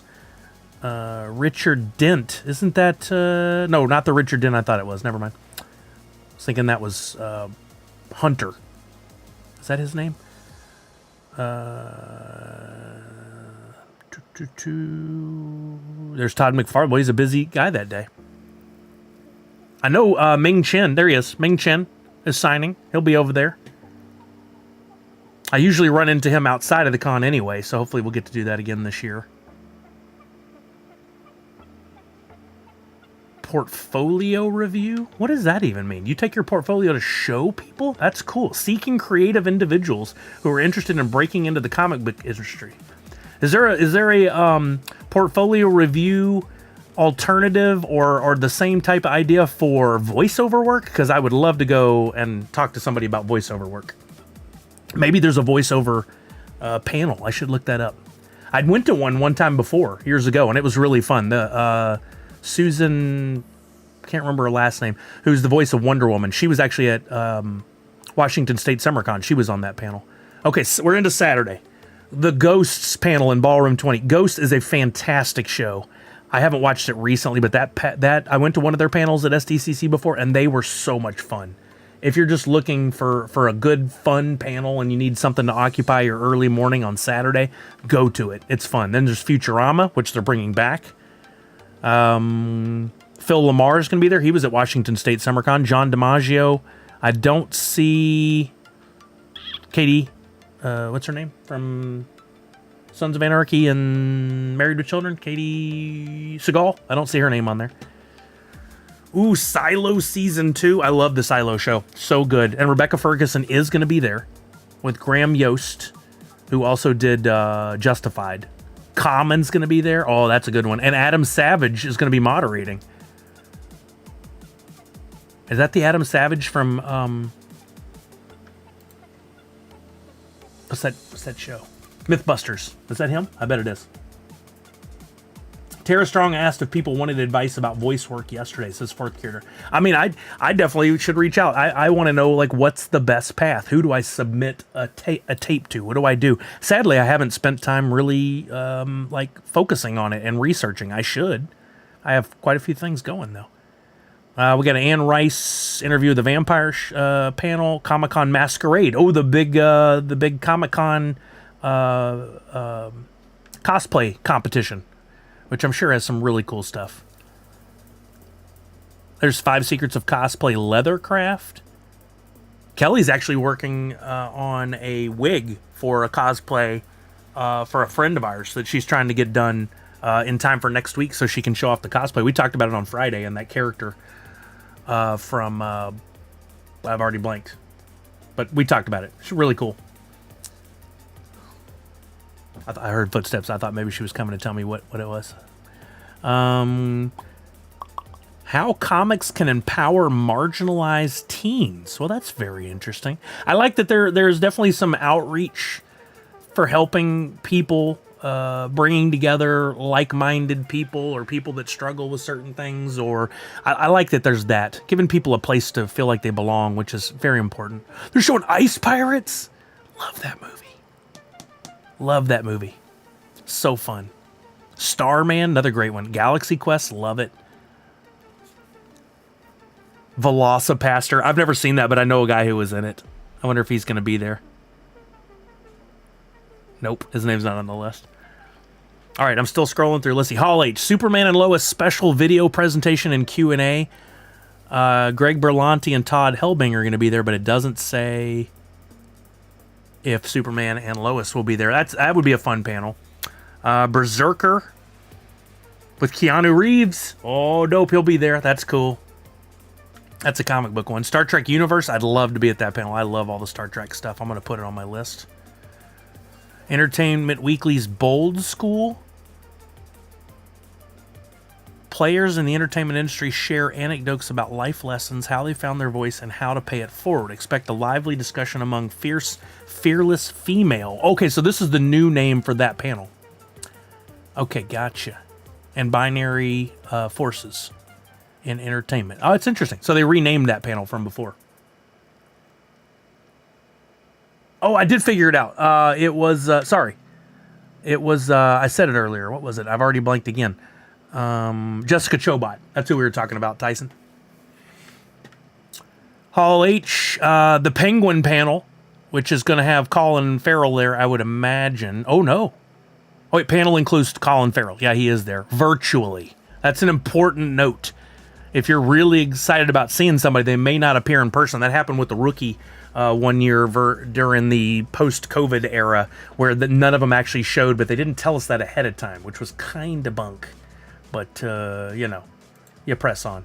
Marvel Studios. Now, see, this is the reason why you're not going to be able to get to any panel before, because everybody will be sitting in there all day for Marvel. I would love to be there, but the likelihood of being there, slim to none. And then Kevin Smith is back. He's always there on Saturday night in Hall H, or at least he has most of the time been there. I think there's a little conflict the year that that Star Wars took everybody out of there and over to the bubble, the same place where we had Fun Days last year. And he was kind of mad because they like exited the whole room instead of leaving anybody in there for him. So he was talking to a small audience. That kind of stinks. You'll be sitting there all day. Savage, that's amazing. I hope you get to see everything that you want. Oh, the Rookie! Nathan Fillion, that's going on the schedule. That's a top priority. Everybody still hates Chris. I didn't know they were continuing this show, but I saw it just the other day. I wonder if, I doubt Chris Rock would be there, but that'd be cool. Abbott Elementary, great show. I wouldn't mind seeing that just for fun. Oh, Tracker. Kelly and I love Tracker. Justin Hartley's going to be there, and then Jensen Ackles joined the show. Spoiler alert, sorry. At the end of season 1. I don't know if for a permanent role or just a short-term role, but that's kind of cool. Maybe he'll make an appearance.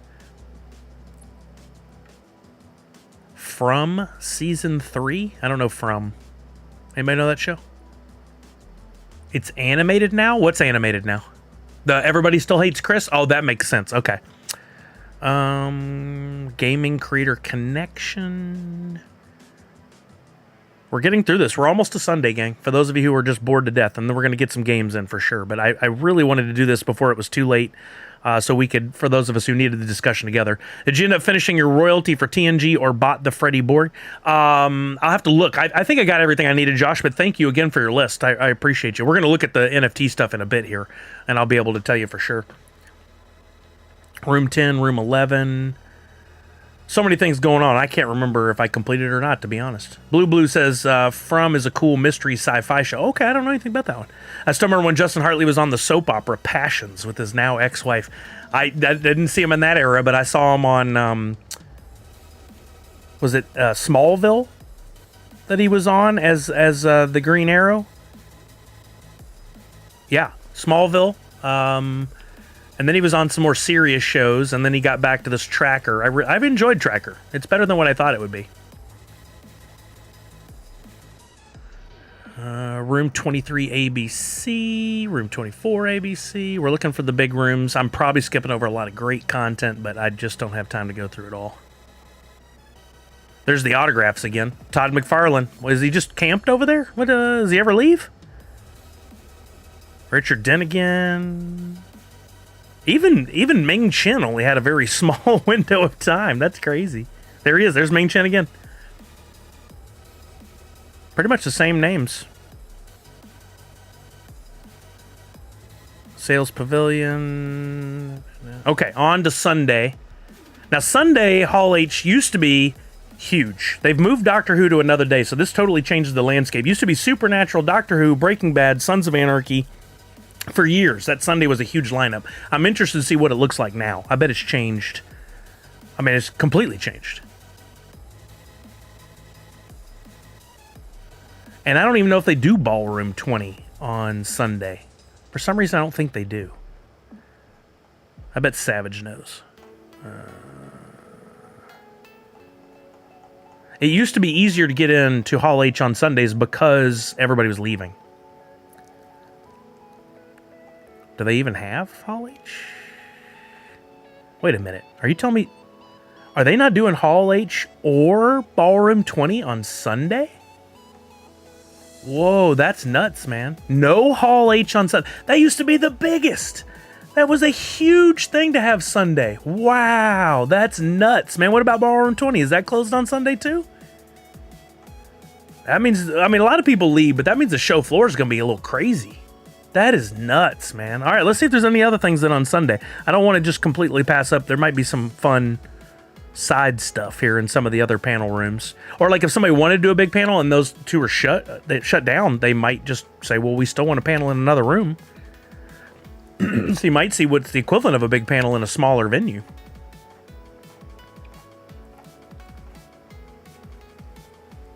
Pokemon, free miniatures, pop culture pop-ups. Interesting. Disney Dynamite Entertainment, Diamond Partners. Ooh, I wonder if there'll be some Lorcana conversation. Teenage Mutant Ninja Turtles, Last Ronin, Manifest. Starring Jewish women. Oh, that's cool. Anybody have a note on there? I don't know these names. Godzilla -1. Ooh, I haven't watched that yet, but I hear it's great. Comic-Con Talkback. I think this is the panel where you can give feedback about what's going on at Comic-Con. And I think Leonard Sultana, Englishman at SDCC, I think he goes to this every year to provide his feedback and hear what feedback other people provide. I think it's important. Kind of a lessons learned, but I've never been to it, and I wonder if it's just a gripe session or if it's actually fun to be in. I don't know.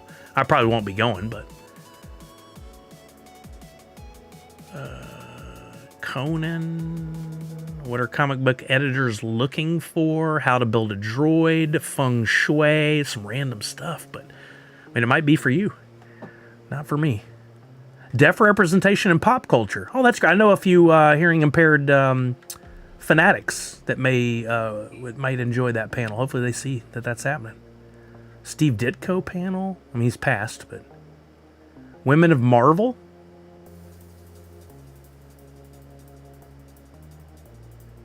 Interesting. Cartoon voices. If you think, let's round up 6 more of the best folks to put into words in the mouths of your animated favorites. Don't even recognize those names. Ultraman Rising, Starship Smackdown. Oh, there it is. Buffy Once More with Feeling. They're still doing it. On Sunday, you can go sing along with one of the best episodes of Buffy the Vampire Slayer. I will not be singing along, but if I found opportunity, I'd go to that panel just for fun. Okay. All right. Be careful, babe. Okay, cool. The business of cartoon voices. What does it take to establish and maintain a career doing voice work for animated cartoons and video games? There are plenty of coaches out there who will charge you a fortune for the kind of advice you'll get absolutely free at this panel. Bingo. Let's see if it stars anybody I know. Mark Evanier has assembled a panel of top voiceover agents. Sam Frischman from CESD, have no idea that, who work all the time. Greg Berger, Debbie Derryberry, and Deborah Wilson. If you're interested in the profession, it's a must attend. That's awesome. Yeah, I do too, Savage. And I don't normally, in the past, I've gone and focused on the big flashy Marvel panels and Doctor Who and stuff, and I've loved it, and I'd still do it. But I feel like there's some real value when you're going to the nerd center of the universe, and you can, I mean, I could walk in and I could maybe have 2 minutes with one of these people afterwards, and I could talk to them and go, what do you hear? Do you hear anything? Is there anything here? Could I possibly do something? And they could go, and nah. Or, yeah, you could, and here's a card for a guy who, or a person who may be able to help you break into the industry. Reach out to them. You never know. It doesn't hurt to ask. You don't want to be like, pulling them away from another conversation or anything, but you never know. And that's pretty much it. Sunday has really changed for SDCC, and that's really kind of a shame, because it used to be my favorite day. I mean, think about it. Doctor Who, Supernatural, Breaking Bad, Sons of Anarchy were all in there. Just such a lineup of amazing people. And now nothing. That's so strange. So what does my schedule look like? There's Thursday, Friday, Saturday, and Sunday. I don't even know if I'll go to a whole day of Sunday, but the fact that that's at 3 o'clock in the afternoon, I think we'll be gone by then. Don't know. We'll see. But there's the Rookie. I definitely want to go to that. That's a top priority for me on Saturday. I think I can make that. Silo would be a lot of fun. Thank God it's not in Hall H. It's in Ballroom 20, so there's a chance. Marvel.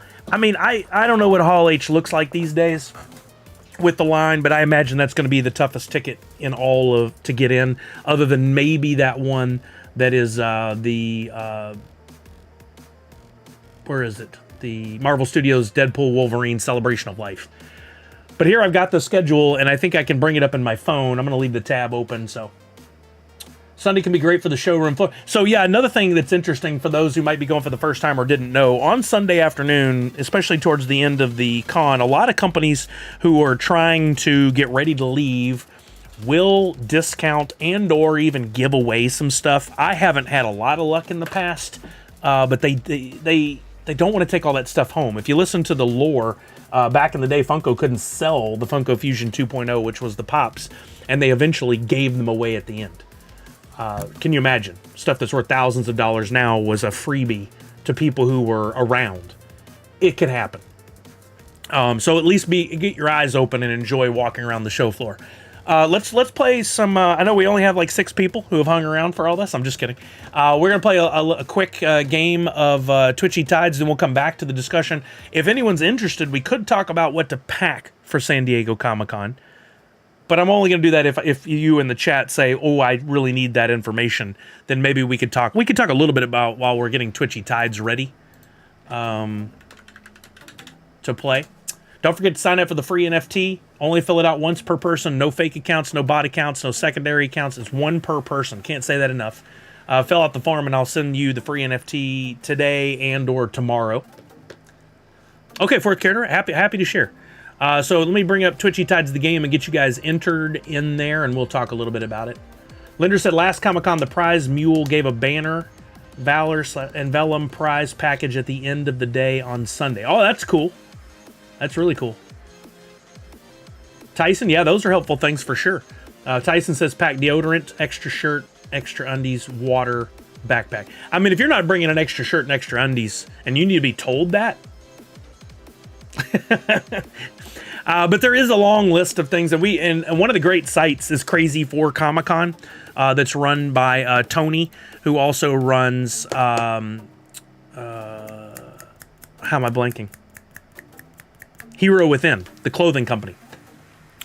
Great guy. But I actually got into all this and started creating my own content because of Tony and his Crazy for Comic-Con website. There is no better guy and resource in this world when it comes to all this, and he has some great lists on his website, including, there's some content in there I wrote for him once upon a time, many years ago. We have fun unearthing it every year. For right now, though, let me give you guys, I got to take a quick bio break, and I'll be back. You guys get your entries in. We're going to give away, first place is going to get a TwitchyTides pack. Second place is going to get one of Priscilla's promo pack NFTs for this year's San Diego Comic-Con. If you haven't seen that, I'll show you in a minute. Third place is going to get an NU PFO logo, which is one of the only way to get it is to win it here. And then, in case you haven't been paying attention, I've got a ton of Woofy to give away. I'm going to give away 50 million Woof. worth roughly $50 to one random person who participates in the game. So even if you don't really want to play TwitchyTides, you're not into collecting the fish and doing whatever, you can win 50 million. Woof. Somebody's going to get it. I'll deliver it right here on stream. If your name is Baselord, I'm not picking on you. I'm going to call out some names. I see an X, though, under your name. Baselord, sorry, Macorium. I'm sure I butchered. Pardon me. Be sure to retype in your entry. Say !hoot, leave a space, and then put in your Wax Wallet ID. If you don't get your Wax Wallet ID in there somehow, and I pick your name, and I see there's no Wax Wallet ID, I'm going to move on to another winner. So, Baselord, make sure you fix that by retyping in with your Wax Wallet. I'll be right back, guys. I'm going to take a bio break.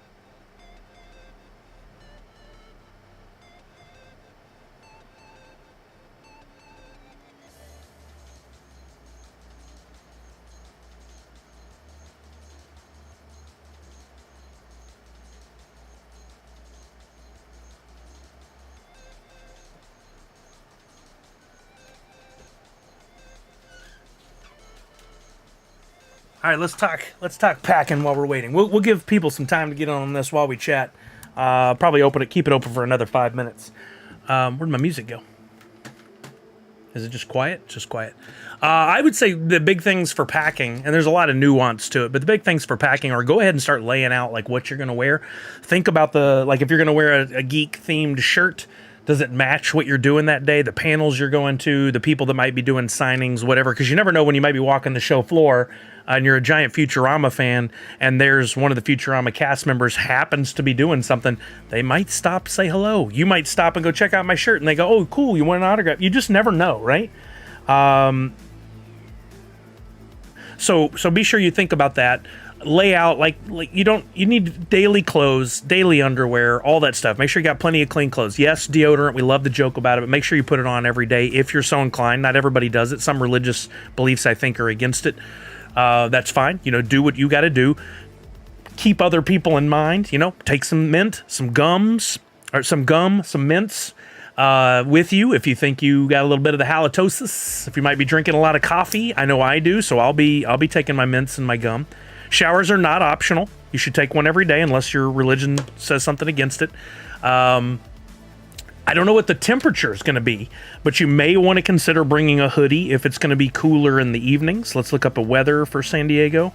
This is still tentative. It could change a lot, so keep that in mind. I usually have San Diego in here somewhere. San Diego, 74 is a high today.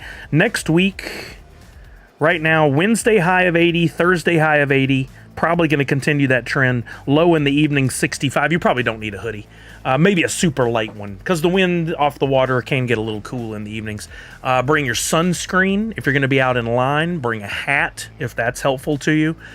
Keep some Sharpies, some nice Sharpies or Posca pens on you. You never know when you're going to run into somebody that you might want to get. Hockalade, make sure you re-enter to put in your wax address. Right now it doesn't have it, and you're going to need it if you're going to be eligible to win a prize. Sorry, Macorium, again, you'll need to re-enter. If I see an X under your name, if for some reason you come up as a winner and I don't have your wax address, I'll move on to another winner. So make sure you type in Cool Wind. Yeah, exactly. Cool Whip. Make sure you re-enter !hoot, space, and your wax wallet ID. You must do that. Portable neck fan is always nice on those hot days. Yeah, very well could be. And Prime Day is today and tomorrow, and you can pick up on, I recommend the fans. I think one of the biggest, most important things you take is a backup battery a portable battery bank, whatever you want to call it. Charge that every night in your room. Have it the next day. I recommend more than one. What I take, I'll go to the big camera for this. I take this thing with me everywhere, and it's been one of my best value items ever. I take this, I think it's an Anchor. No, it's an off-brand, Aukey. You can get these cheap right now. This is probably outdated, but you can get one of these. Look how thin that is, and it's tall like a cell phone. I have a perfect pocket for that on the side of my backpack if I take this one. If not, it fits in my Priscilla backpack just fine. But look at that. Then I can also run cables out of there up to my phone. I can run a cable up into here to charge something. I can even run it through in this backpack through the back end to keep it all enclosed so nobody sees the cable and knows my phone's in there or whatever. I have that one is my main battery backup, but I also have, and I think it's in my other bag, Priscilla gave me a small battery years ago that's more of a puck style. I recommend having a small, like this. This is a smaller one that's a little more pocket friendly. I'll charge this up too. So if in the evening, let's say you've been walking around all day and you have to charge your phone, but then you're going to go out to some parties or something, grab this and toss it in your back pocket or your jeans pocket, your short pocket, whatever. You don't need a backpack. You just need this and a wire, and you can charge your phone. Right? So have both. And then the big one can be charging back in the room when you're out doing your parties or whatever. Have more than one. I think that's smart. A water bottle is good. A filtered water bottle is great. One of those that has the filter in there. You may want to change the filter before next week. You could probably get that on Amazon delivered tomorrow. But at the convention center, they actually do have the water bottle refill stations with the filtered water. So if you don't get a filtered bottle, that's fine too. Telescopic seats, is it still a thing? Yeah, they make them, and I think that's great too if you know you're going to be sitting in line for Hall H for hours and hours and hours and hours. I personally don't like to take that kind of stuff because I don't like to keep up with it. I found a little triangle pop-up chair that broke down into essentially what is like the height of a ruler, maybe a little higher than a 12-inch ruler, and about maybe that big around in total that fit in my backpack. Was way easier than those circle seats. Also lightweight in case you're going to be sitting. It's not as comfortable. Oh, that's a good one, Professor Josh. Pop protectors and comic book bag and boards. My friend and I are on the same Wi-Fi network. Each of us has our own account and uses different devices because we are afraid that this will mean that we are doing multi... No, I mean, if you have your own email address, your own wax address, you're fine. We're not, for multi-accounting, what we're looking at is people that are clearly, and it's easy to tell if you're multi-accounting and you're not trying to mask it at all. But just because you're on the same Wi-Fi network has nothing to do, for me at least, about multi-accounting. You're good. Take pop protectors, bags and boards for comic books, and a poster tube. Yeah, there we go. Linder's got it. What I do is take I've got one here. I took one of these really nice poster tubes that I got years ago from an order from like Mondo or one of those companies. You see how short this is? Make sure it's at least like 25, 26 inches wide, which this one, where's my tape measure? This one's not big enough. This is 19 inches wide. But what you want is one that's at least, I'd say 25, 26 inches wide. You can take a larger one and you can chop it if you need to. Make sure it has these ends on there that you can put in. But that way, if you have up to a 24 by 36 poster, which you can get freebies that aren't usually that big, but what if you go to the Mondo booth and you're able to pick up a poster, or Bottleneck Gallery or one of those? Now you can take it, roll it, and put it in this, which is, you cannot bend this. I am pretty strong, and I cannot bend that because of the thickness of this cardboard. Take it with you. These are cheap. If for some reason, like, you can put it in your backpack, you can carry it around with you, you can actually tuck it between your backpack and your back. I've done that before just to not have my hands on, although you might get a little sweaty. But take that with you, and then if for some reason on the last day you're like, I didn't get any posters, and whatever, you don't have to take this home.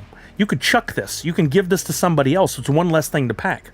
Also, if you're going to take it with you, what I recommend, instead of carrying it on the airplane separately or putting it in a backpack on the way there, lay this diagonally in your suitcase. It'll fit in most suitcases, and fill it with like socks, underwear, whatever kind of stuff, so that you're using the same amount of space. And when you get there, you can dump all that out. Hopefully clean socks and underwear. When you get there, you can dump all that and carry this with you to the show. I would recommend maybe putting your name and phone number, name and email address, name and Twitter account, something on there. Maybe not phone number because somebody could look down, see it, and mess with you. But put that in there in case it's lost. You might get some nice people who would help to return it. You can buy these fancier. They have straps or over-the-shoulder things with them. You could create your own strap if you wanted. To me, it just all that gets in the way. I'm not gonna have it over my shoulder. Like, you know, I'm not gonna do that. But for you, it might be great. But when freebies are handed out, how are you going to get a poster home without dinging it all up? And they give away some nice stuff from time to time that you might want to frame. So think about those things in advance. I'll see if I can find a checklist for you guys too. But let's play our game real quick. Last chance for Hocklade. Last chance for... Looks like everybody else must have fixed theirs. I don't see any X's. Hocklade or Hocklade, whatever it is. Hoklaid. You need to re-enter. I'll give you about 10 seconds. ! Hoot space your Wax Wallet ID. If you win right now with that X under your name, I will re-roll and pick somebody else. Just FYI. Always make sure your Wax address shows on screen. And X does not cut it. X is not going to give it to you. I will say I love the giant Funko bags, and you don't need to go in the regular line. You can get one for any Loungefly merch sale and more. Or if you have them, take them with you. Thank you, Hocklade, for fixing it. There we go. All right, guys, we're going to play this first game. I'm going to kick it off. Lieutenant A Sniper, make sure you put in your Wax address. There you go. Good deal. Okay, here we go. We're going to start in 5, 4, 3, 2, 1. Best of luck, everybody. We're looking for 3 winners, 1, 2, and 3.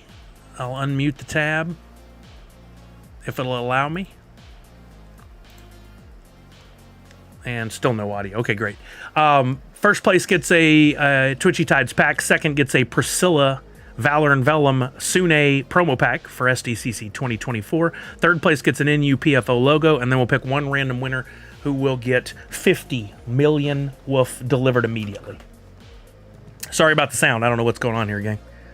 Somehow a setting has repurposed itself, and I am so sick of trying to fix this issue all the time. Ooh, down to 40, down to 33, down to 30. How about a little party? There's a little party in the slime there. And we might let's just reboot some of you. Some of you just came back. That's the one time I'm going to do it. Somebody else could do it if they wanted. Don't forget about your special abilities. If you have NFTs in your wallet, especially some of those higher, more limited ones, they do have commands that'll do different things. You can look that up on twitchytides.io.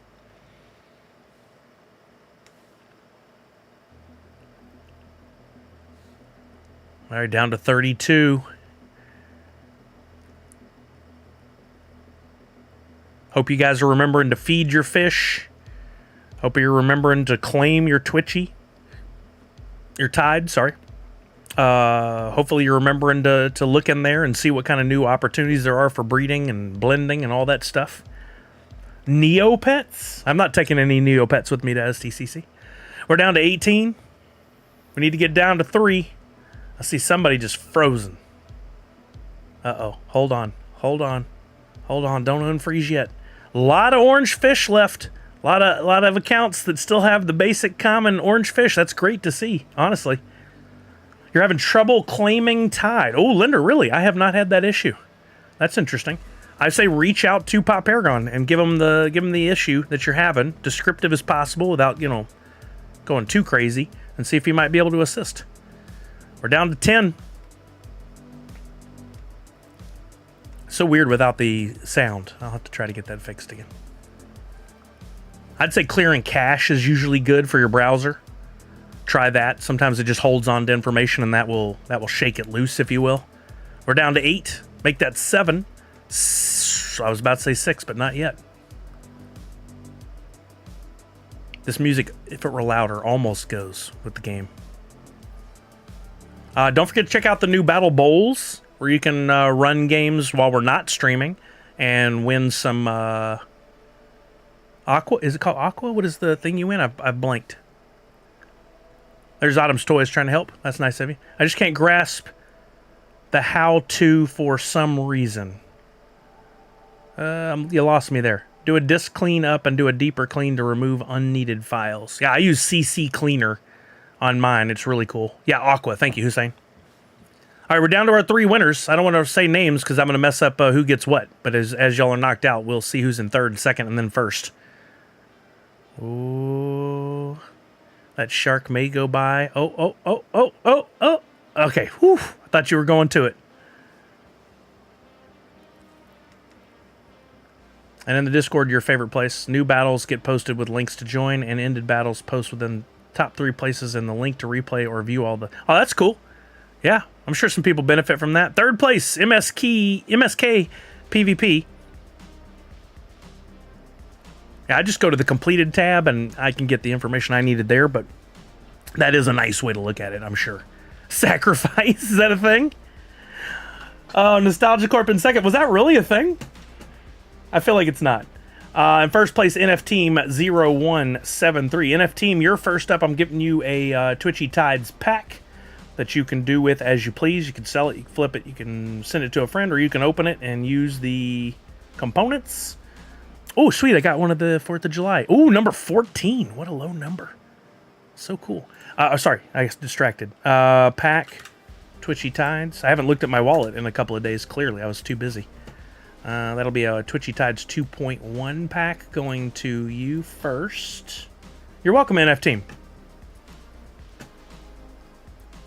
All right, that's been sent. Should be in your wallet now. 2nd place, Nostalgia Corp. You're getting one of those amazing Priscilla, Valor, and Vellum Sune promo packs, which will not be able to be opened until the Sunday of Comic-Con. So next Sunday in the evening, I believe, is when you'll be able to open this pack. For a reason. The packs at the show, the freebies will be open. We'll be able to open those during the show, but this is to kind of push the luck towards those who were at the show first, and then everybody else. And then there will be blends, including blends for some one-of-ones. So keep that in mind. Maybe set your reminder on your calendar for next Sunday so you don't miss out on the fun. Why do I keep doing that? MSK PvP. You're the winner of one of my Nerds Unite NU PFO logos, which hard to come by. You can keep it, you can sell it. Look, the cheapest one on the market right now is $4.95, or you can go in and do a blend on Nifty Blocks, and you could possibly pull a 1-of-1. There's actually really good odds on a 1-of-1 right now because there's so few of those blends, but there's 2 1-of-1s left. I think it's like a 1 in 9 chance, something like that. And now we need to pick the winner for our 50 million woof, and I'm going to use the random, whatever name comes up first. If there's multiple fish, it's whatever one comes up first on my screen. I'm going to run a rand fish. I'm going to pick that name, and I'm going to send them 50 million woof, assuming that they didn't have an X below their name. I have to have a wallet. Let's get a drum roll in the chat. Thank you, Autumn's Toys, as we go to pick our winner for 50 million woof, courtesy of Woofy. Yeah, Professor Josh. Yeah, right? Right, I love it. Here we go. We're going to pick our winner in 5, 4, 3, 2, 1. And our Randfish winner is AWPF. AWPF. You are our winner. You were in slot 32. And I will now grab your wallet, which is there. Beautiful. And I will go to Nifty Blocks and transfer you 50 million woof. Congratulations. We'll do that again in a little while. Probably before 2 o'clock, if that helps you in any way. Whoops, wrong thing. Tokens. Whoa, did Wolf go way up? I think Wolf went up in value. Holy moly. That's worth more than $50 now, isn't it?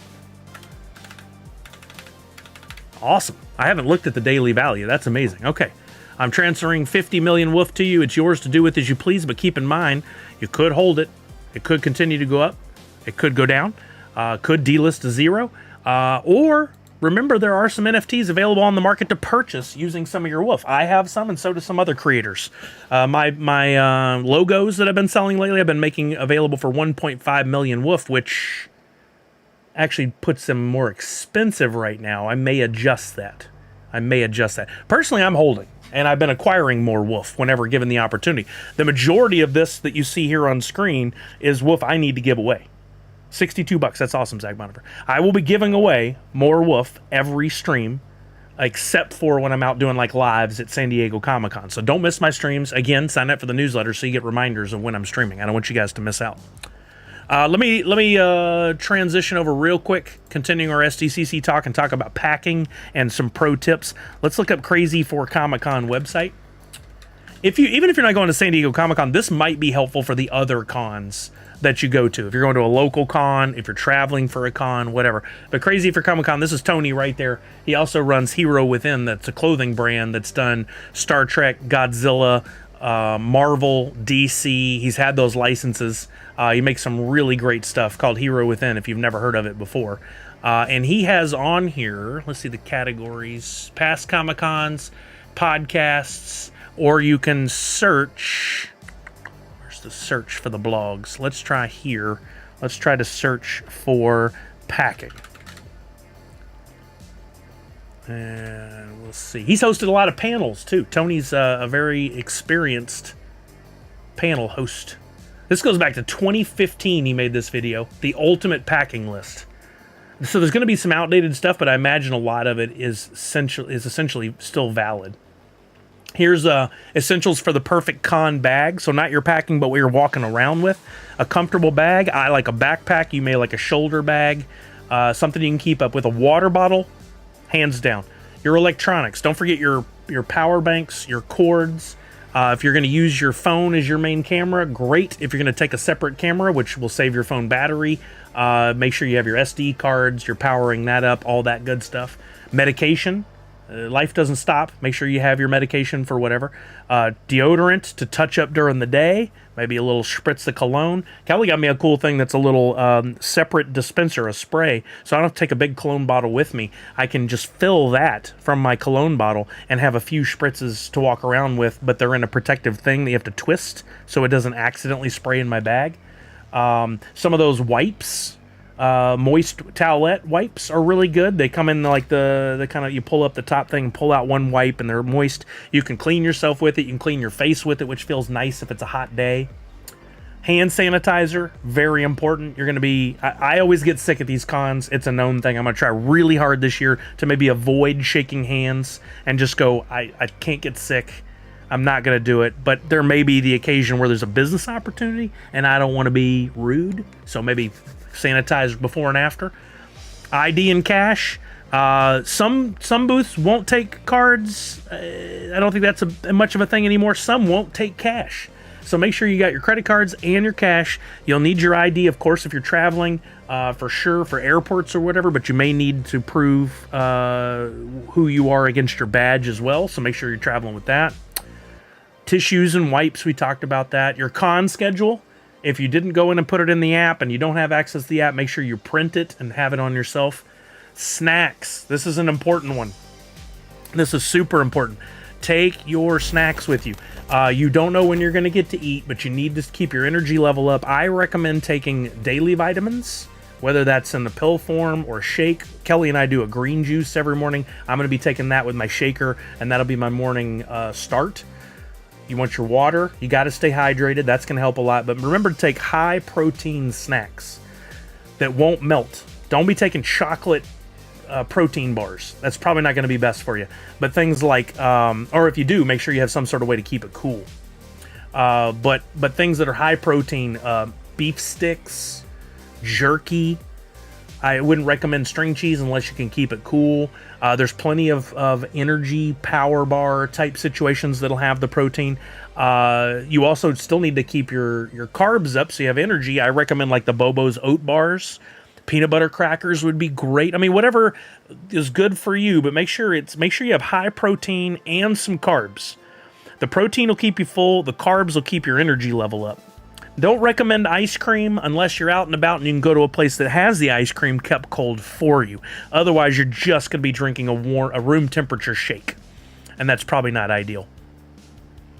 Replace your tile batteries or check air tags that they're good. Oh, that's smart. That's really smart. Yeah, for keeping track of stuff. Yep. Something to hold stickers, especially those going to fun days. Yeah, I would recommend, some sort of maybe like a baseball card type sleeve, a top loader, a small container, even Ziploc bags so that you can put them in there. One pro tip I recommend is take a garbage bag, a full-size garbage bag with you if you're traveling and you're staying in a hotel room. I like to have that in case there's a mess or a problem in the room, but also to put your dirty clothes in. So when all is said and done, you put all your clean clothes that you have left back in there, and then you could put in the garbage bag your dirty clothes, or a garbage bag with your dirty clothes on top of it to keep them separated. Because we get warm, we get sweaty, you don't want all that stuff, especially if you're rooming with other people. Maybe the garbage bag's a good way to keep it separated so you don't have to smell it. Flavor stuff for water is good. Caffeinated if you don't want to pay high prices for sodas, because food is expensive. That's a really good one. Yeah, for sure. Only gallons of milk, says Gatos. Can't recommend it. Trail mix is good. Trail mixes, it can be filling and give you energy, but doesn't often have protein, which keeps you full, so you may find yourself hungry again pretty quickly. Free ice cream at the Gotham truck. Oh, there's a pro tip. You do that too, fourth grader? Awesome. Milk was a bad choice. Great Odin's Raven. I paid $4 for mints 2 years back. Those will be $7 this year, pretty much guaranteed. Yeah, snacks are important. I love the Bobo's oat bars. I love the beef jerky sticks, those kind of things that have high protein. I know I say that a lot, but that's definitely something Kelly has kind of reminded me of. That's so important. Daily vitamins, airborne, if you believe in that stuff, is important. Don't forget, don't take time off from your medicine. You can't really do that. Let's see. That was recommended what to carry in your bag. What else do I carry in my markers in case you get autographs? Again, comic book bags and boards, poster tubes, pop protectors. I recommend the collector protectors that you can buy from Display Geek, which you can get a discount if you use my code Sully. Box Lunch Truck was giving away ice cream bars last year. That's awesome. A bottle of water over or under $10 at the con. Probably still under, but getting closer to $10, which is absolute highway robbery. And honestly, I think should be against the law. People need to stay hydrated. What else? Pen, if you need to write something down, maybe some paper. Never know when you're going to run into somebody. You need to give them some information. You can write down an email address, whatever. Phone might be dead. That's a good analog thing to still have on you. Coffin dance. Let's go, baby. If you're staying in a room with other people, maybe a flashlight in case you need to get up in the middle of the night and do something if you don't have your phone handy. Trading card top loaders, yeah, those would be good for sure. Let's see. Let's go back to Tony's The Ultimate Packing List. Now, this is for your whole trip, not just your backpack daily. Let's see what he's got on here. Is it only a video? It's only a video. Let's look up checklist. Video would be good for you guys on your time, but here on the stream, I'd like something we can just read together. Checklist. Let's see if he's got something like that. Comic-Con. Oh yeah, he did these. I always forget to look at them. 3 months out, 1 month out, 1 week out. So this is a good reminder. Make sure your badge situation, make sure you got your badge in hand. Mine didn't arrive. They had a wrong address. I had to go online, fill out a thing that said I didn't get my badge. They've deactivated my badge. They got delivered to the wrong address. And now I have a pickup form, QR code to go and get my badge when I get there. Super easy, no big deal. Make sure you check the hotel portal if you booked a hotel and that everything's on the up and up and is good. Write down any confirmation numbers, print confirmation numbers. I have a wonderful app I cannot recommend enough for everybody when I travel called TripIt. See this yellow and blue thing that kind of looks like orbits right there? TripIt is a wonderful app. They have a free version of it. You download it, and you can see my upcoming trips in there. For SDCC, anytime I booked a hotel room, a ticket to an event, parking for going to the airport, anything you purchase, airfare, you can forward an email to the plans at TripIt, and it will build your itinerary for you in here while keeping any confirmation numbers you might have. And then it lays it out in a really cool mode that shows you each day what's your hotel booking situation, are you leaving that day, checking out, what's your airline situation. It even remembers all your verification or your flight numbers, so you can check into your flight the day before. Super awesome. The TripIt app, I highly recommend. I love that app. It's so good. Google does that for you automatically. That's awesome. Josh says a USB multi-charger, like 8 ports. I always travel with to charge all of our. Yeah, 100%. That's probably the single most important thing you can travel with. And I say have multiple. A big one and a small one. The big one's for your backpack during the day in case you need to charge all your devices multiple times. A small portable one to carry with you in your pocket if you go out in the evening and you don't want to carry your backpack with you. Let's see. Yeah, so make sure you got hotel parking, all that stuff. Off-sites and exclusives. Now, this stuff is unfolding. Some of them, like the Paramount Plus and things, have already booked up, but other opportunities are coming up daily. Jot down information. Maybe put it in your notes on your phone, but also print it out so you know when and where you need to be. If they give you some sort of entry code, QR code, whatever, make sure you save that. You're good to go. Take cash. That's his 3-month checklist. I'm looking to see if there's anything else in here on the 2-month. Yeah, I don't see anything there. Where's his I'm looking. There is an app for San Diego Comic-Con that you can download to get information. I've rarely used it in the past, but you may find it very helpful. Headphones. If you're on an airline traveling, or for during the day, if you want to take some time to yourself in the room or away from everybody else, or you're in line by yourself, something to keep you entertained. So headphones are good. The external batteries, of course, we talked about that. I talked about a garbage bag. There's the official Comic-Con app. Oh, here we go. Google Keep. Never heard of this before, that Tony recommends. Google Keep is a way to create a checklist or checklist that syncs with your Google account. I didn't even know about that. That's pretty cool. Google Keep. Anybody use that? Is that the thing you were talking about, Gatos, or is it separate? Notes and lists. That's cool. Never seen that before. 4.1 stars, 1.6 million reviews. That's amazing. Dropbox, I use, love it. Eventbrite, if you have any tickets, make sure that app is on your phone, powered up, updated, but also take screenshots of any tickets just in case. Any logins for payment stuff like Apple Pay, PayPal, any of that, make sure you've got it all updated, ready to go. Pokemon Go, if you're going to be playing any games. I think that's the big stuff. I would say definitely continue to help each other. Put this out on Twitter. I may put a tweet out that's like, what are your go-to items you pack, and we can help each other that way. When traveling, I would say a Roku or Fire Stick, because I can't be without my sports. See, I will not even turn the TV on the whole time I'm at Comic-Con because it's just too much going on. There's too much to do. But for other trips, if you're going to be in the hotel room in the evenings or whatever, yeah, that's a really good idea.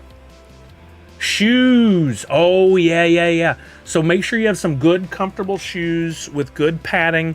The Adidas makes some really good ones. I can't remember what the brand was. Not the Zoom, is it? Zoom 2? What are those? I can't remember the name. But you guys have your most comfortable shoes. But really good pro tip is have at least 2 pairs of tennis shoes and alternate them on days. So if you have a pair of Nike and a pair of Adidas that are both comfortable, don't wear them the whole time. Wear the Nike on Wednesday, switch to the Adidas on Thursday, back to the Nike on Friday, back to the Adidas on Saturday, back to the Nike on Sunday. Alternate them. It will help you tremendously and prolong your feet, your back, everything. Yeah, there you go. Natty said, alternate your shoes. Justin said, I use Google Keep all the time. It's my to-do notes list. It's nice that it syncs with the web and app. That's great. If you're not an Apple user using Notes, you don't have a MacBook, you don't have a iPad, Google Keep's going to help you do all that stuff. Gato says, preload all games and apps on phone because signal is slow at the con. It's been better in previous year. Yeah, it's the Ultra Boost. It's been better over the last few years. For once, I'm able to live stream. I'm able to send out photos. But we don't. That could have been something that they paid for to boost, and then now it's not there anymore. They literally used to bring these giant AT&T towers in behind the convention center. What if that deal with Comic-Con's run out and AT&T's not there to support it anymore? We could go back to the Stone Ages where nobody can post anything and you can't get into your apps and you can't. There's a lot of reasons. Make sure you have backup for all that. That could have been at Fourth Carrier, but I think it has a lot to do with what AT&T has done. To help boost the signal over the last few years. If you got anything, if you're trying devices that communicate with one another over Bluetooth, that can be diminished. I used to have a camera with a big SD card in there that would send the files to my phone. That could be really tough to deal with when there was a lack of connection. Yeah, I mean, you also don't want to pack an entire moving truck of stuff to take with you, but think about what your priorities are and what could possibly go wrong. If you're going to be taking photos the whole time, all weekend, make sure you got multiple SD cards or backups of some sort. Make sure you offload those at night in case your camera or your SD card is lost. And, it depends on what you're doing. There's a lot of what ifs, and I learn something every year. One of the real super helpful things years ago, and you'll laugh probably, was I knew I was going to be camping in line for Hall H multiple nights. There was one year where I was in Hall H all weekend. I barely ever went to the show floor. I regretted it after, but it was still fun. I went to the dollar store and found cheap inflatable rafts. Little single-person inflatable rafts. I took one per day with me in my backpack. When we got to the line, I inflated it and I had an air mattress. Everybody thought I was nuts until in the middle of the night, the grass was wet. And the grass started to stink because of BO and people on there. I was fine. I was on my little air mattress, had my hoodie as a little blanket. I was great. I think with payments being more digital now, you think the signal would be better now in the hall. Otherwise, you would only be paying with cash. So the booth people pay for a separate wireless Wi-Fi internet service that's different from what we use. So while they may be fine taking credit cards, you may still have a hard time using your phone for any kind of apps or anything. Keep in mind, that's a separate system that they're on, traditionally. I did sign up for the Iceberg Lounge. I hope anybody else did if they wanted to. If traveling by air, perhaps an extra suitcase for purchases. Put the smaller suitcase inside the big suitcase. Yeah, that's super smart. I wouldn't recommend this because I wouldn't want to recommend anything that may be considered uncouth or unethical. But in the past, I traveled up here from Houston to Emerald City Comic Con one year, and I had a bunch of stuff to bring home. And instead of bringing another suitcase, I went to Target and bought another suitcase, used it to get home, and then I might have returned it to Target. It still had all the tags and everything on there. It was clean as a whistle. Maybe it was uncouth, but it did save my butt. I would also recommend you can be creative. I don't have it to show anymore, but one year I went to New York Comic Con. My buddy Steve and I got into the Funko booth. It was a surprise. We didn't know we would. We bought a bunch of stuff. If you take that stuff during San Diego Comic Con, you go to a shipping place over in the gas lamp area. They're going to charge you for packaging, bubble wrap, boxes, and very high shipping. It's going to cost you hundreds of dollars to ship home a couple of small boxes. Don't do that.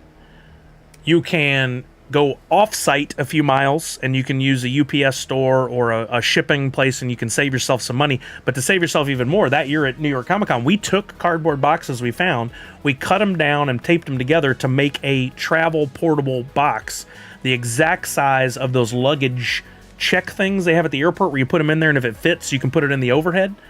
We checked our luggage for 40, 45 bucks, whatever it was. And then we have those little cardboard boxes we made. We even put I'm doing this because we made a tape handle on there. And we brought that on the airplane. And it held a bunch of pops and stuff. Saved us hundreds of dollars in shipping. And the materials were basically free. We got the cardboard from a booth. It was the Funko booth at New York Comic Con. We bought tape and scissors. That's all we needed to do. It was super simple. There are some companies that sell some boxes on Amazon that are about the size of a piece of carry-on luggage, but I didn't like the quality or the build of them.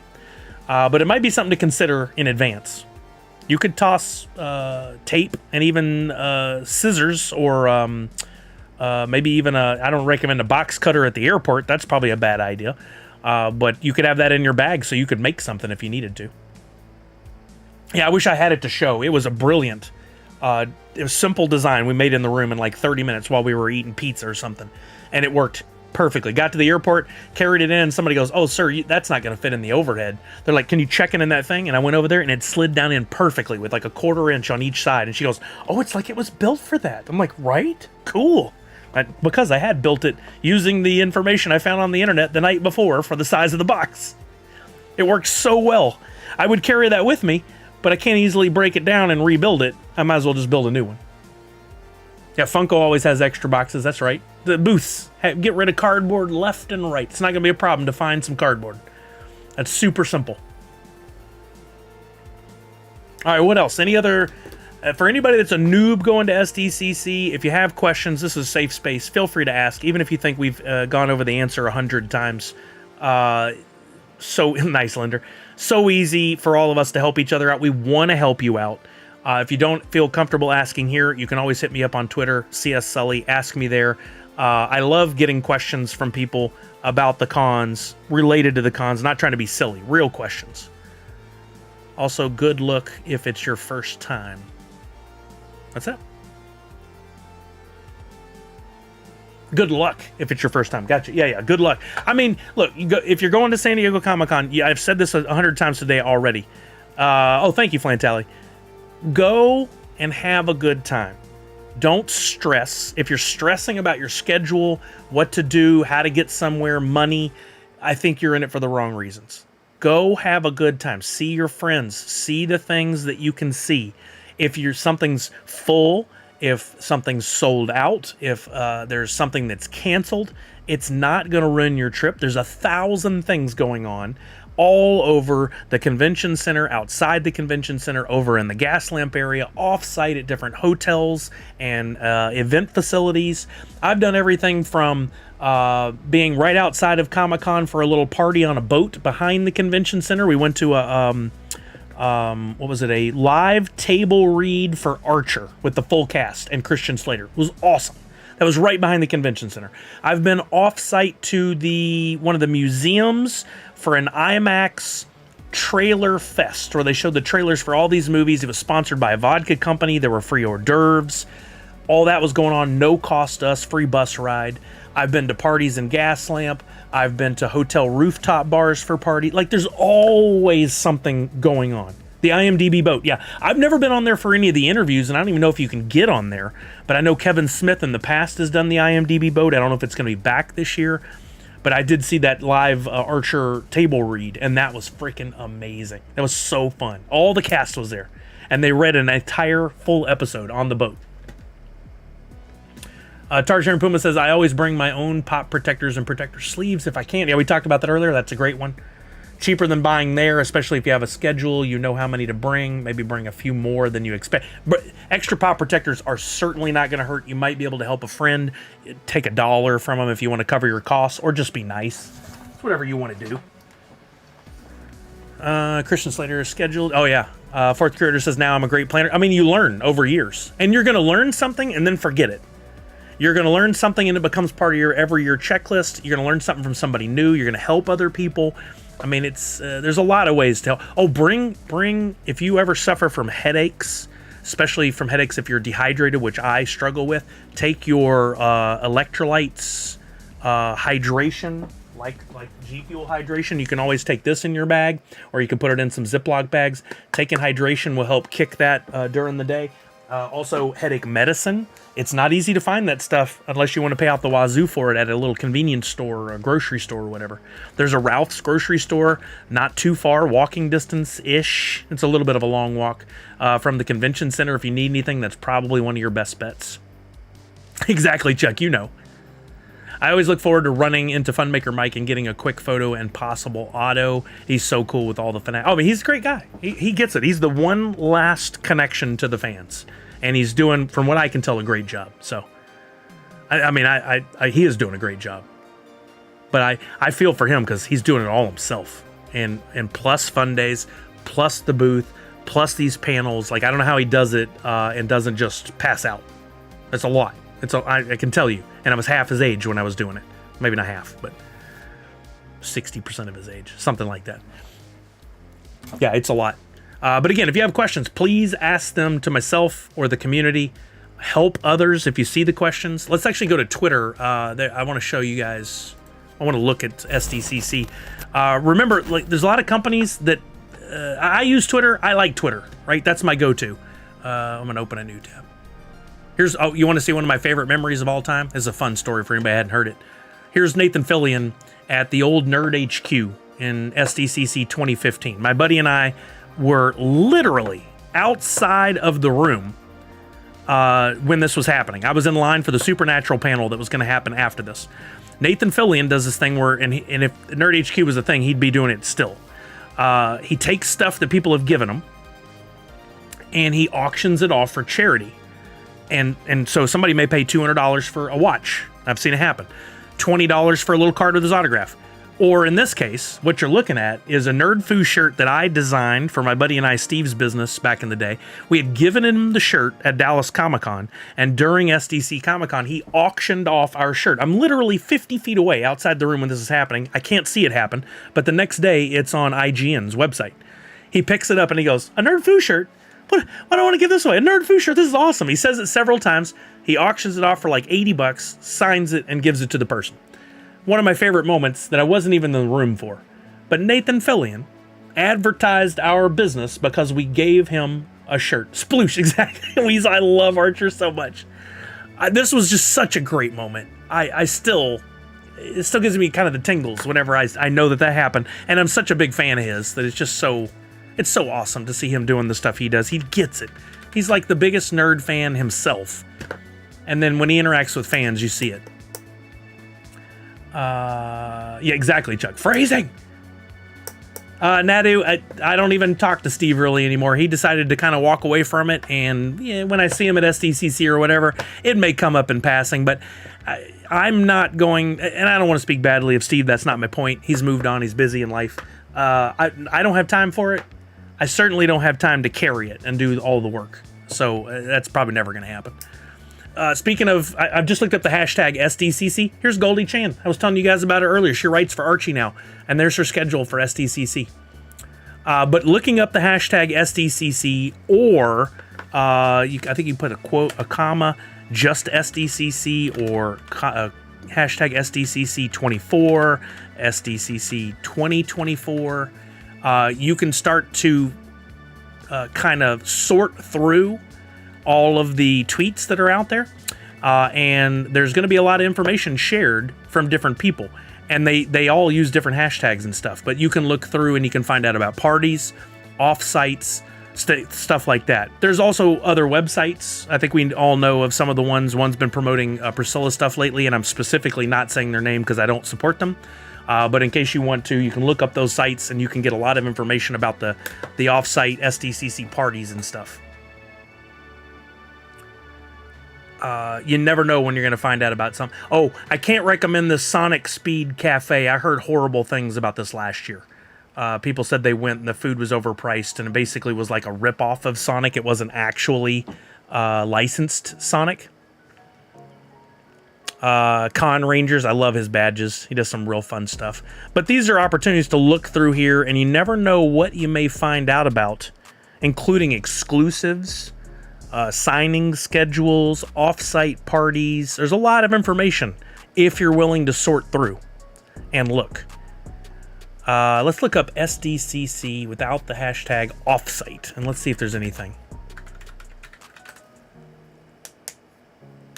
Same, food wasn't great. It's the same person that does the One Piece Cafe. Good to know, Fourth Curator. Oh, the oatmeal. I love the oatmeal. Hilarious online presence. He made Exploding Kittens. There's some giant off-site thing going on with him, and I would definitely go to this. There's the site that I didn't want to support, but whatever, we're already here. In honor of the upcoming Netflix's Exploding Kittens series. I didn't know that was a thing. Starts July 12th. It's out already. Oh, we got to look this up. There's a 21-foot-tall flame-bearing cat statue that will be at SDCC. If you stop by the Petco Interactive Zone, you can take in the supersized Devil Cat, which is complete with flames, fake smoke, games, and plushies. Oh, that's amazing. No badge required. That's so cool, man. That is so cool. I did not know about that, Josh. That's so neat.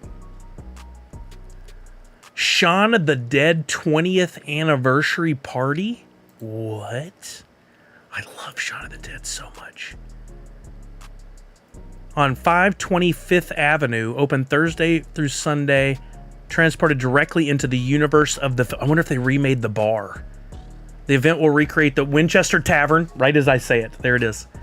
And other iconic settings from the movie with interactive photo ops, complimentary cans of themed beer courtesy of Beer Zombies, exclusive merch, game demos, giveaways, and more. Oh, this is sick.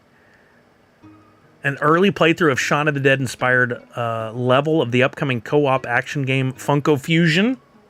Is this the offsite you guys were talking about? Oh, so you had to buy tickets? And it's already sold out? Dang. Maybe they'll do a standby. These things usually do a standby line. Had no idea. Dang. Did you have to have the password before, or is it just closed? Dang, wait. Reservation slots will open to the public on July 17th. That's tomorrow. At 8 a.m. Okay. Set your alarms. There you go, Fourth Curator. Set an alarm for 7:50 a.m. Shaun of the Dead. And then I'm going to put in... Oh, that'll be good. Oh, I'm not missing that tomorrow. That's too cool. Wait, does it work, Linder? What happens if you put that in? Is it going to self-destruct my whole computer? What's happening?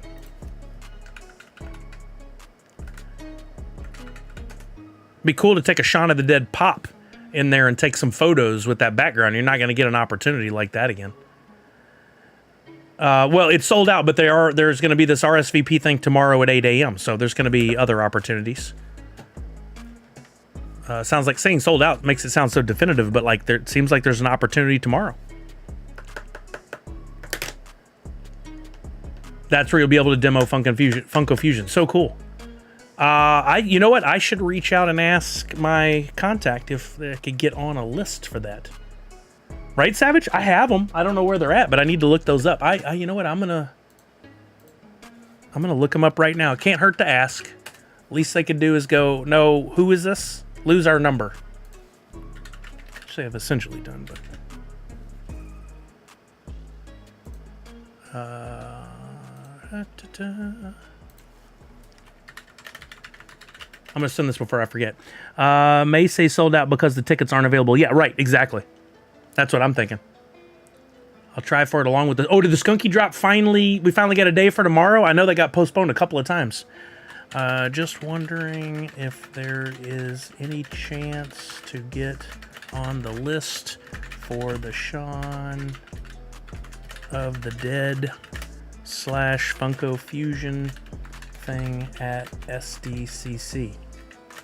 I would love to share that with my audience and get some time with the game. Super excited. All right, we'll see what happens. First they can do is tell me to leave. I wonder if they will have new Shaun of the Dead pops with Funko Fusion. So there's not a Shaun of the Dead, but there is a Hot Fuzz one to start. I am sure that with all those licenses, there is at least a game plan for what if this thing takes off or what's the next wave. I would bet you're right that there's some Shaun of the Dead pops coming, and we haven't had new ones in a long time. I have some very cool Entertainment Earth blood splatter ones. I even have the Vinyl Idols figure. Those were super cool. I really love that one. It'd be cool if Frost or Simon Pegg or them were there, but I don't know. Maybe. I mean, Simon Pegg could be there for The Boys or for another project he's involved in. Shaun of the Dead is shown in the preview shots, so wouldn't be surprised. Yeah, right, exactly. All right, so there's there's some ways to look at stuff, and you kind of got to keep an eye on it popping up. New stuff's going to pop up all the time. Looking to see if I see anything else that would be helpful. Oh, Chris Umenga. Such a great guy. Him and Chrissy are artists. They've been doing stuff for a long time, and he's got some LE prints, limited edition prints.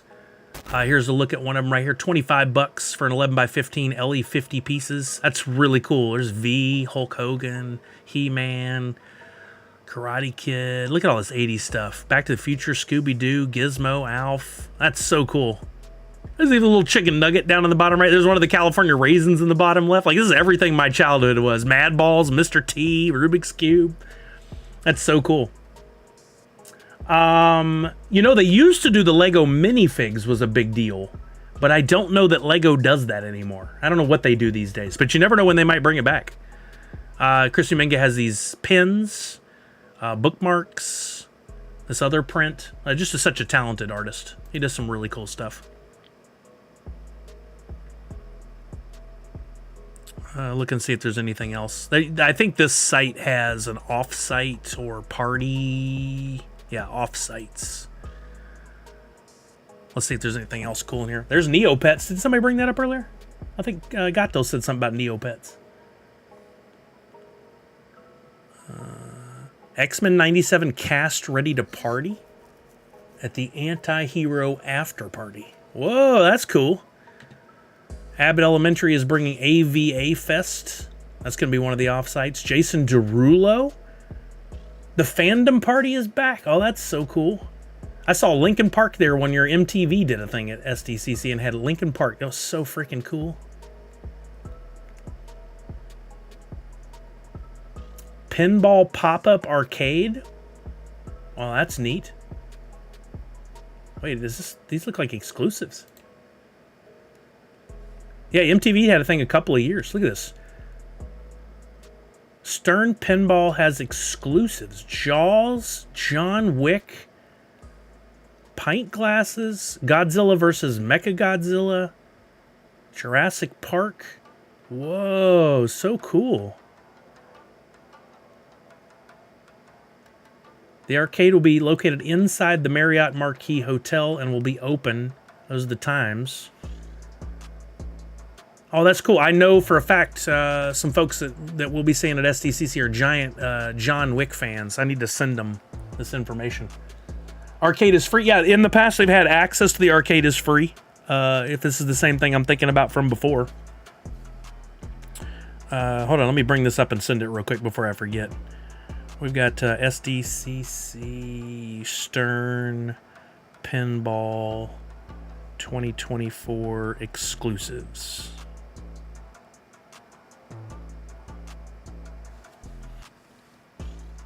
Yeah, here it is. Oh, Stern Pinball has it on their website here. Separate from what we're looking at. Oh, that's super cool. 70th anniversary of Godzilla would debut at San Diego Comic-Con. You can buy an entire 70th anniversary premium edition pinball table for $10,000. Whoa, that's an exclusive. Holy shnikes. This article does not say anything about the other stuff, though. John Wick and all that. Same. AWPF, Linkin Park's my all-time favorite. Saw him 9 times in person, and I got to meet everybody, including Chester, at a cool signing in Las Vegas before he passed. A couple years before he passed. I was going to see him the 10th time, and ironically, with all this discussion going on, I was told or found out about his passing while at San Diego Comic-Con while working at the booth at Funko. My buddy Cameron came around the corner. He goes, "Sully, this is about to ruin your day, and I'm sorry to be the one to have to tell you." And I was like, "What?" I thought he was going to tell me I was fired. He's like, "Chester's dead." I was like, "Excuse me? No way." And of course, the news traveled fast, and everybody started texting me. I could not believe it. It ruined my rest of my con. They were one of the best live shows I ever saw. Like, they always put on just a fantastic show. All right, let me send this real quick before I forget.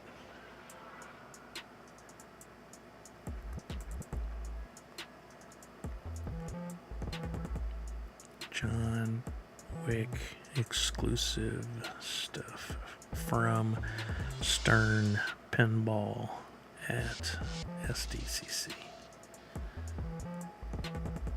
Oops, gotta edit it. I should look before I hit send, really. It says pin space all, not pinball.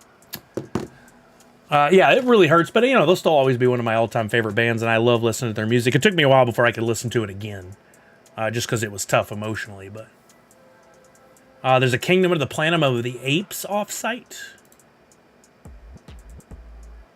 Probably another one of those things that if it's not just a standby line, if there was any way to sign up for it, it's probably already... Those go so quick. I don't see anything on it kind of sign up. Yeah, one of the things I am bad about is signing up for these offsites because it's so hard to get signed up in the amount of time before they're gone. But when you get to the con, it really is beneficial to walk around the gas lamp and the back of the convention center and all that stuff before you get too deep into it, because there might be the opportunity to participate in the offsites and get some free swag and all kinds of stuff. First come, first. Thank you, Savage. Yeah, definitely follow Second Union too. Savage has been sharing a lot of fun stuff on Second Union, their whole team has, about the convention, so make sure you're checking that out as well. Okay, 140. Let's do some more TwitchyTides. Let me get back over there. Hold on, I'm going to see if I can fix the audio first. I know for anybody not going to SDCC, that's probably not the most interesting thing to listen to, but I'll say this. If you see something today that you really, really like, before I started going to SDCC, I would watch on Twitter and Instagram and Facebook and wherever I could get information. And as exclusives were sold at the con, of course, people would put them up on eBay and stuff. You can still grab up a poster, pop, Super 7, something, Stern Pinball, whatever. As people grab it and put it up, and there will be plenty of flippers, you might be able to get it at a reasonable price. Think about, you at least didn't have to pay for airfare, hotel, tickets to San Diego Comic-Con, you're saving all that money. So if you have to buy a pop for $50, $100, you're still saving in general. I do not promote flipping, but sometimes if you really want to get something, you're going to have to pay what the fair value on the market is, and that's whatever people are willing to sell it for. Does it stink? It's not ideal. Is it the end of the world? Not by any means, no. I think the worst thing I saw over the years is when a booth outside of Funko somebody would go over and buy the pop and then put it up for sale at their booth for $200-300. It's like, seriously? That's so uncouth. Don't do that here. Oh yeah, Justin, for sure. And I'll be trying to live stream there. I've got my new gimbal. I've got my new mics. I'll be trying to live stream. Will I be able to? Don't know. It'll depend on the connection. What's up, Manny? How you doing? Really depends on the connection, but I'll try. Second Union sounds sus. Would trust it if it were First Union. Misty, Natty, what you got to say about that? Or not Natty, I'm sorry. Savage, what do you got to say about that? Oh, I got a gimbal too. Did you got those? I really enjoy mine. I got a DJI, and I used it during Washington State SummerCon. Had a couple of flaws to it, but ultimately worked pretty well. And I just got some small, actually Kelly got some small travel mics that we can use up to 2 connected at the same time, and they sound really good. I know you guys can hear the music, but it's loading the page right now, so all your entries, I don't know if they're gonna show up in here or not. Let's just give it a minute. The SDCC Plastic Empire Glow Tut Chump. Is that being sold through $7 a pop? Isn't that where I saw that? I got an AI face tracker on it. It's pretty. Yeah, my DJI does that too. It's really cool. But it won't work for live streaming at the same time. Does yours?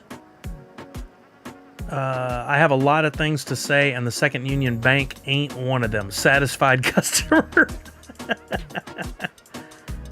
I'm gonna try refreshing. See if we can kind of prod this thing to go. In the meantime, I will mute the tab.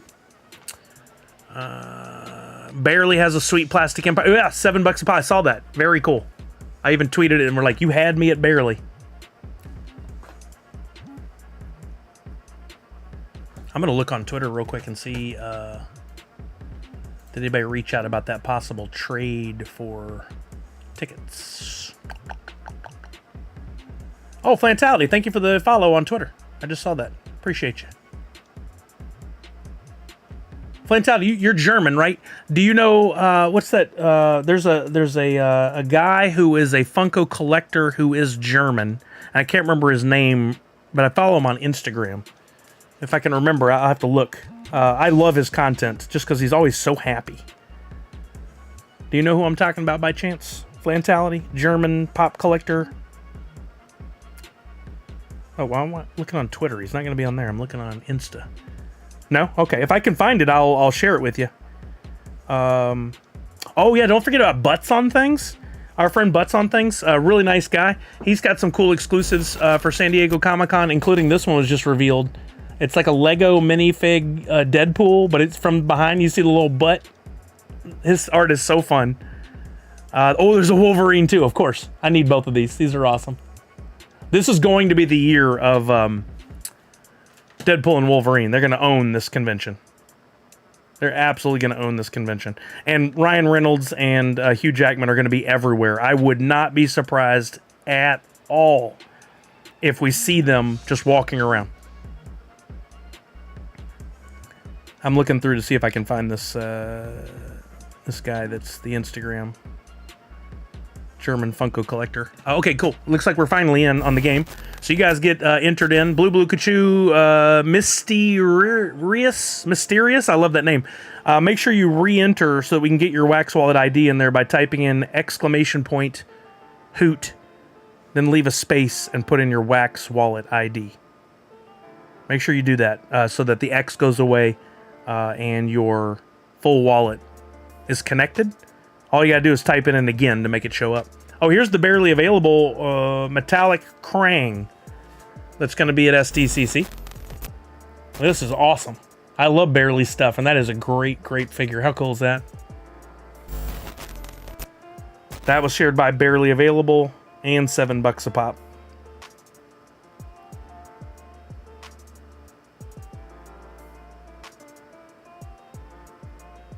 I doubt I'm going to find this creator just randomly like this, but I didn't figure it hurt to look.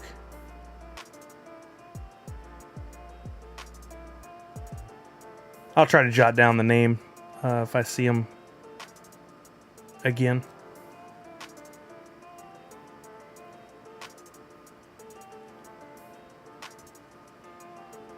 Yeah, not seeing it. Okay. I'll give you guys another minute or two here. We're going to do the same prizes as before. First place is going to get a TwitchyTides 2.1 pack. Second place is going to get a Priscilla Sune SDCC promo pack, which is not going to be available from anywhere except for on some live streams and can be open next Sunday. Third place is going to get an NUPFO logo, and then we're going to pick one random person who's going to get 50 million woof. In the meantime, don't forget to type in the Twitch chat exclamation point free NFT, or it's pinned up at the top. Fill out the form once per person. If you fill it out multiple times, you get no NFTs. If you're found to be using multiple wallets or bot wallets, you will be banned forever from ever getting any more free NFTs. A month to move. Oh, dang, punked. I'm sorry. Best of luck to you.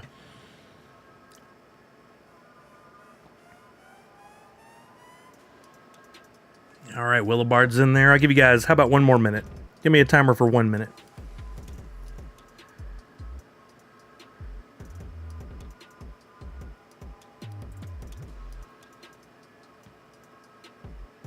Today's Tuesday, right? Oh, I got Macy some custom stickers. They should be in today. That's exciting.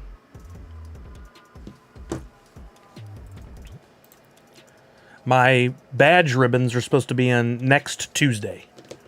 I certainly hope they arrive in time. But I will have some free badge ribbons at SDCC for attendees first. I'll keep a few back for like the box game and stuff. And if there are any extras when I return, then I'll see about how to distribute those. It'll depend on how many I have and all that good stuff. Luckily, those can go in an envelope, so they're pretty easy. But I was excited to do that this year, something different, and definitely copying what Priscilla's done. But I love hers, and it'll be cool to see them all lined up together.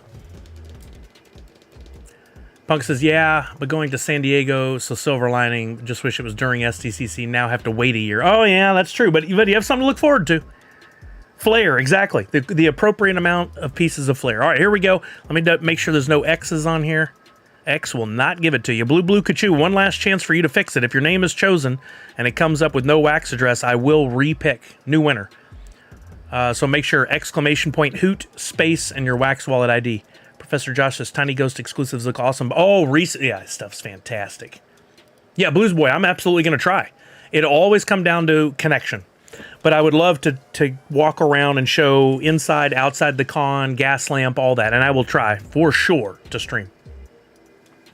Okay, here we go. Some of you are getting in. I gave you some extra time. We're going to start the game in 5, 4, 3, 2, 1.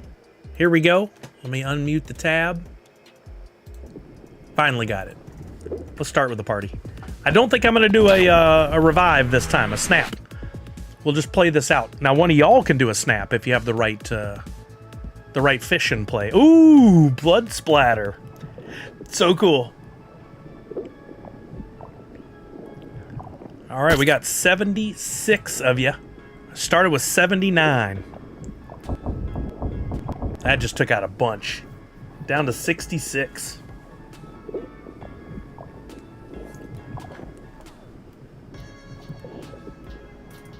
Interesting, Tyson mentioned Allison Hayslip. That was another person that we did run into at SDCC one year. I wouldn't have known her from anybody else, but my buddy Steve knew who she was and freaked out when we ran into her. Yeah, Blues Boy, that'll be easy. We'll knock that out. Let's go. Buy the Target suitcase and pack me in it. All right, we're down to 37. 32.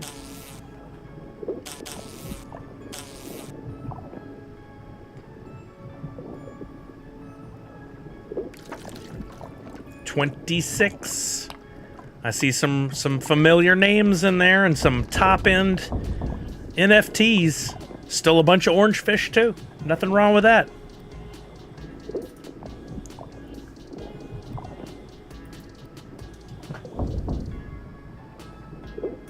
Down to 21.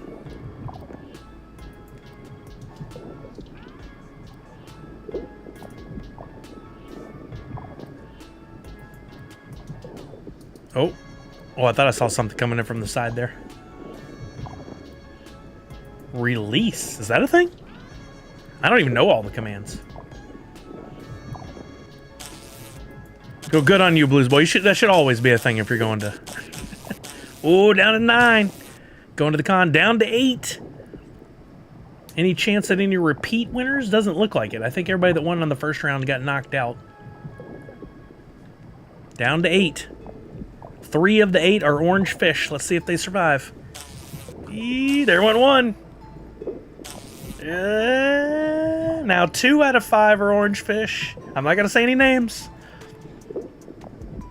And I'm not downing anybody who has an orange fish. I think it's just amazing to see that even if you don't have a NFT you've paid for and has extra abilities, you still have a chance. 50-50 chance. I don't remember who our third place winner was, but these two are first and second. Who will come in first? Either way, an orange fish is winning. Oh, can you go around it? Can you go around it? Ah, Blues Boy right into it, but second place for the amazing Priscilla. Second and third are both orange fish. Amazing. 187 Pops, you're in first. Murder, Death, Kill. I'm going to get you the TwitchyTides 2.0 pack. Or 2.1 pack. Sorry. Yeah, keyboard, computer. Now's the time to freeze. We're not busy with anything. It's okay. That's fine. TwitchyTides 2.1 pack coming your way. Did you see the new Ninja Slushy? I saw it, Punked. It looks so good, but like, so much counter space for all that stuff. It is very cool, though. Oh, 187, I freaking love Demolition Man. Oh, in fact, I have something cool to share on that. Hold on, let me bring it up so I don't forget, and then we'll get these prizes distributed. Brian sent it to me over the weekend. Where is it? It's been how long since I texted with Brian? Holy moly. Okay, I'll show you all that after we get the prizes distributed. Second, Blues Boy. You're getting the Priscilla Sune San Diego Comic-Con exclusive promo pack. I'll give you number 28. That cannot be open until next Sunday evening. Not this coming Sunday, the next Sunday, like 26, 27, 28, whatever that is. I don't have a calendar in front of me. Definitely not going to have the counter space for it. Going to have to store it when not in use. Yeah, but it's so cool. It's so cool. All right, there's that. Smuck TV. SMU QTV? SMU QTV. That's it. SMU. Got to be it. You're getting an NUPFO logo. I will send you right now. Don't forget, that is eligible for the blends, and there were still some one-of-ones last I checked. Oh, it's so cool, Blues Boy. And for those attending SDCC, you'll be able to get some free packs. There's 25 per day. And then those one-of-one blends will come after. You might still be able to buy if someone's selling on the secondary market. Okay, those are our prizes all given out, right? I got 187 Blues Boy and Smuck, or SMU QTV. That's what I'm going to go with. Now we're going to pick one winner who's going to get 50 million woof, which last we checked was $62 in value. So I'm going to use the Rand Fish command in the chat. In the event it brings up multiple names, I'm going to pick the first one that shows up on my screen. But that person, assuming they provided a wax address and entered correctly, is going to get the 50 million woof immediately sent to their account. Here we go. Let's get a little drum roll in the chat, please. We're going to be picking our winner in 5. I'm waiting for drum rolls. 4, 3. Waiting on the drum rolls. 2, 1. And our winner of 50 million woof, courtesy of Woofy, is Forest Slayer. I think Forest Slayer has won before. That's amazing. I don't remember if it was the 50 million woof or not, but either way, here you go. Keep in mind that the woof has been going up in value, but if you want to, certainly hold it. That's what I'm doing right now. Not financial advice, but could go up. You can also sell it, exchange it, or even use it to purchase other NFTs, including some of mine. They're available for 1.5 million woof each. All right, let me transfer over your woof to the 4Slayer account. 50, 123, 123. 50 million woof coming your way, all right? Meow. Yeah, 4, that'll do it. Look at there, you can buy us a whole bunch of NFTs now. All right, unlike most streams, we are finally going to get to a little drop Funko chatter. For whatever reason, they've decided to go radio silent during the month of July. But that doesn't take away from the fact that we have some activities that we need to participate in. Before we go too deep into that, though, here's the thing that Brian shared me. Demolition Man brought it up and made me think about it. It's a chart of futuristic movie timelines and important dates. So I'm not going to leave it up on screen because I can't read it at the same time. But like in 2022, that was the setting for Soylent Green. 2027 is the setting for Children of Men. Great movie. 2028, 12 Monkeys. Great movie. 2032 is the setting for Demolition Man. We're not that far away from the setting of Demolition Man, and I love that movie so much. They actually did a really cool Demolition Man anniversary thing at San Diego Comic-Con a few years ago. I would love to see them in 2032 reopen that Taco Bell again like they did. So freaking cool. So weird, but maybe they know so many people will be spending money at SDCC. Wait, what was the first part of that? The drop thing. Yeah. Again, and I'm not trying to be an arse about it. I just wish they would communicate with us and let us know, hey, we're taking some time off. Enjoy your time. Instead of us being like, is there gonna be a drop next Tuesday? Like, what's happening? What's happening? I love that movie, Flantality. If you've not already turned in your Space Jam redemption coins, you have until the 19th. That's only 3 days. Do not wait. If you see something there, a number, and it's this cool neon colors, turn that coin in now. If you do not turn it in before the end of the 19th, you get nothing. You get to keep the coin, you don't get the pops. Transformers, you got to have turned in by August 2nd, so we got a few weeks. That's if you have redemption coins already. Star Trek Next Generation, there's already been the snapshot, so yeah, Josh, by the way, I'm taking care of on that because we're done. I got my coins and got my 4 total NFTs. I couldn't do a second royalty, wasn't going to work out, so I sold some of mine and just did the 1 royalty set, but that's due August 9th. More importantly, Star Wars snapshot is on the 24th. That is next Wednesday, which for a lot of people is a travel day for San Diego Comic-Con. Do not get caught without having completed what you need to for your Star Wars royalty sets, legendaries, grails, etc. It is a drop exclusive, so you can't buy and sell on the wax marketplaces. It all has to take place using USDC on the drop website. See, this is the dangerous situation you don't want to do. I'm showing you what not to do. Tech, right? I have 2 sets of epics. I have all the epics I need. They're done. They're bought.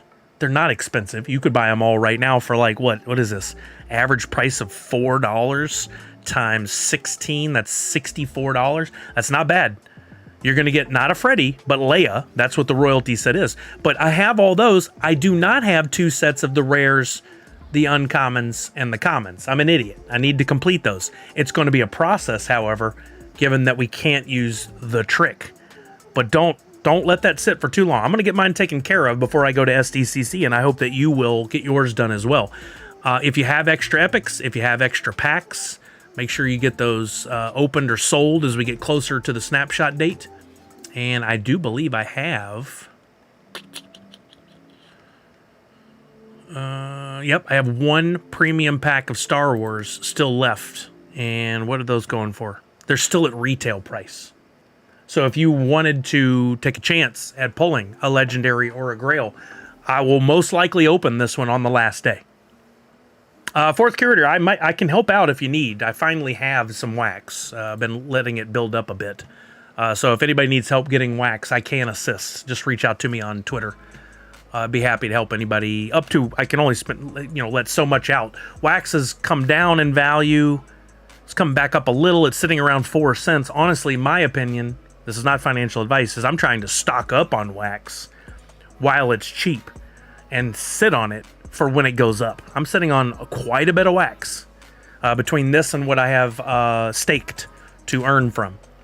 If you're sitting on a boatload of wax, I recommend you can help other people if you want to kind of liquidate that, but the staking through my Cloud wallet is really helpful as well to earn 8% off of.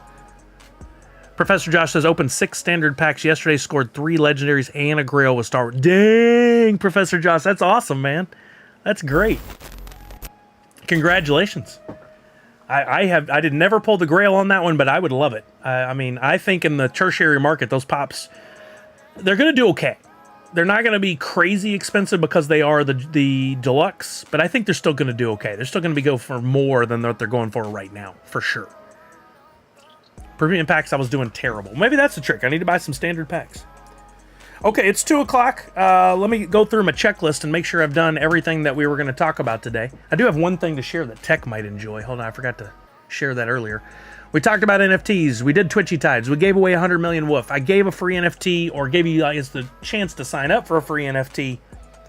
Make sure if you haven't already signed up on the forum, you do. Once I close the stream out here in a few minutes, you will not be eligible to get it anymore. So make sure you do that now. We went to Costco yesterday, down at the Costco, and I was very shocked to see this on the shelf at Costco. I'm getting back into sports cards. I love sports cards. I love cracking packs. Friday on stream, we will most likely open this for $33. It came with how many packs is that? 1, 2, 3, 4, 5, 10 packs of Topps 2024. One jumbo oversized card, which, if I remember right, 1 and 6 is a very rare oversized card. And then 3, they call them flagship collection packs. It's a really cool layout. It was, not, in my opinion, not expensive. I had to keep myself back from buying any more. These flagship packs, though, I've seen people open them and they pull out some serious fire. These are the ones I'm super excited about. It says on the back, it's 10 packs, including 3 from Series 1 and 7 from Series 2. One exclusive oversized card and companion card. I don't know what that means. So in this pack, there's actually 2 cards, an oversized and a companion. I picked up one of those or something like it at my local Target once. Value for sure. Yeah. 3 exclusive 5-card packs containing the flagship collection. It includes numbered parallels to 99 or less. Look for the ultra rare carrying the flag inserts, which I don't see that on the back here. There's a graphic, and I don't see the... Oh, there's the carrying the flag. So the only place you're going to be able to get those, it seems like, is from those foil flagship collection packs. Colored parallels of all 700 cards, spanning Series 1 and 2. Rainbow foil, 1 in 10 packs. Royal blue, 1 in 10 packs. Gold, numbered to 2024. Green foil, numbered to 499. And more, including the unique platinum parallel, sequentially numbered 1 of 1. What I don't know is, I know there's a difference between retail and hobby. I assume this is retail, considering I bought it at Costco. So the odds of pulling are actually probably a little lower of pulling the parallels and stuff. Oh, here he goes. Look for short printed oversized cards, 1 in every 5 boxes. So there's like chases, essentially. How nice, Miss Jessie Star. We'll see. We'll see. I know you and Ben have been cracking cards left and right and having some good luck. Red Ranger says cards are a whole other world. It seems so confusing. It is very different, Red Ranger. I agree. There's a lot of pardon the pun, parallels, similarities between collecting things like pops and shoes and baseball cards. But with baseball cards, there's so many put out, or sports cards, Pokemon cards, My Hero Academia, all that stuff. One Piece. And you've got to become like a freaking, have a master's degree to know what you're looking at with these packs and know what to be careful on. Like, I find it interesting with the Topps, they purposely make error cards Wait, it wasn't these tops. It was one of the other packs that opened. They purposely made error cards, but you had to know to look for them and what to look for. So I'm always learning, and there's no better way to learn than hands-on. So on Friday, most likely, we're going to crack these open. I actually purchased today, and it'll be here tomorrow. I purchased finally a new arm for my mic. For the first time in the 4 years I've been streaming, I've needed this, and I finally got a good deal on one. Yes, I'm that patient. And I got an arm to come and hold my cell phone, which I can use as a secondary camera, which I fought with as well, but hopefully I can get it to work on Friday so I can open the packs and we can all look at them together without having me showing the screen and pull down here. And then if I need to, I can make additional content from that. So I've got some work to do to get that set up, but I think it'll be a lot of fun. I love cracking packs. Weasel says, I get frustrated with the 1 in 6 chase. The 1 in hundreds and thousands are mind-numbing, right? Hope you pull a CJ Stroud or Wemby auto. Oh, that would be the dream. Honestly, I'd rather have a CJ Stroud. I know the Wembys are going to be worth more in the short term, but I'm just such a CJ Stroud fan. I would love to have that. We got Gunnar Henderson jumbo card in ours. Too bad he didn't do great in the Derby. Oh, man. Would have been fun, though. Basketball cards in Magic the Gathering was my collectible in the 90s. Really, Professor Josh. Some good basketball cards came out of the 90s. Sadly, there are also a whole lot of mass-produced cards that aren't worth much. But, you know, if you got lucky and pulled something amazing, some awesome rookie cards in the 90s for sure that are going for a lot these days. Okay, gang, I think we've covered everything. One last opportunity to get your free NFT by filling out the form. 1 per person. Don't cheat the system or you'll get banned forever. No multi-accounting, no bot accounts, none of that stuff. Fill out the form once per person, 1 wallet per person. You pulled a Kyle Tucker, Houston Astros team card, whose team cards are pretty sweet. Oh, nice, Miss Jessie Star. Hopefully I'll see one. So fill that out. Make sure you sign up for the newsletter so that you get your updates about when the blends will be on tomorrow or Thursday. Don't forget about the new Nerds Unite merch store, which is up and running now. NerdSunite.online. Oh boy, can't even spell the name of my own website. NerdSunite.online, and up in the upper right-hand corner is Nerds Unite merch, or I'll drop the shortcut link that takes you right to the My Shopify store. I just got this up and running last week, and there are a number of exclusive designs. These are all my designs. You can't get them anywhere else. If you see them anywhere else, please let me know, because I know there's plenty of accounts that'll rip this stuff off and sell them on their website. I need to make one, Blues Boy. Yeah, I just haven't got around to it yet. But just so you know, in there, I've got a few of my designs up that I know will do better in the printing process because I've tested some of these. For instance, the Batman-themed one you can get as an embroidered hat or a screen-printed shirt. This is a DTG, meaning it's used ink just like they use in screen printing. It adheres and absorbs into the fabric instead of being like a press-on, iron-on transfer thing that looks all super, super shiny. This still has a little shine to it, but I think it'll dumb down after washes. The shirt quality is great. The printing is great. That's why I'm finally doing this. And if you order now, there is a slim chance you'll get it in time for SDCC. Slim chance. No guarantees, but it might happen. So I've got that design up. I've got the My Little Pony inspired design, which I call Nerds or Magic, that you can get in a youth tee, ladies tee, or unisex. I've got a Superman inspired design called Nerds of Steel that's available on a unisex tee. And remember, when it comes to the tees, you can pick from different color shirts.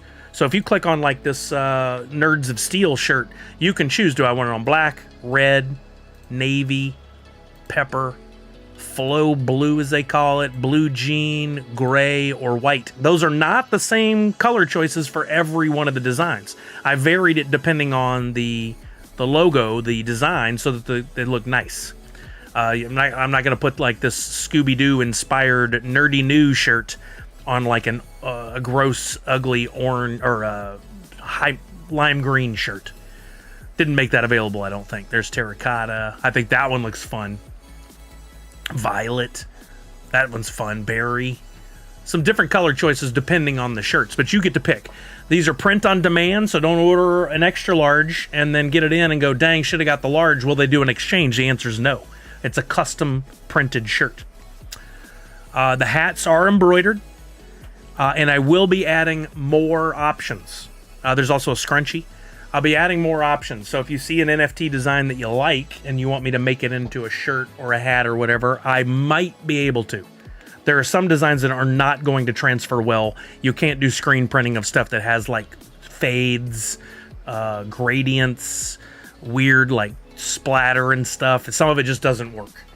So I'm going to do my best to get as many of these up there and available as soon as possible. If you have any questions or recommendations or whatever, please let me know.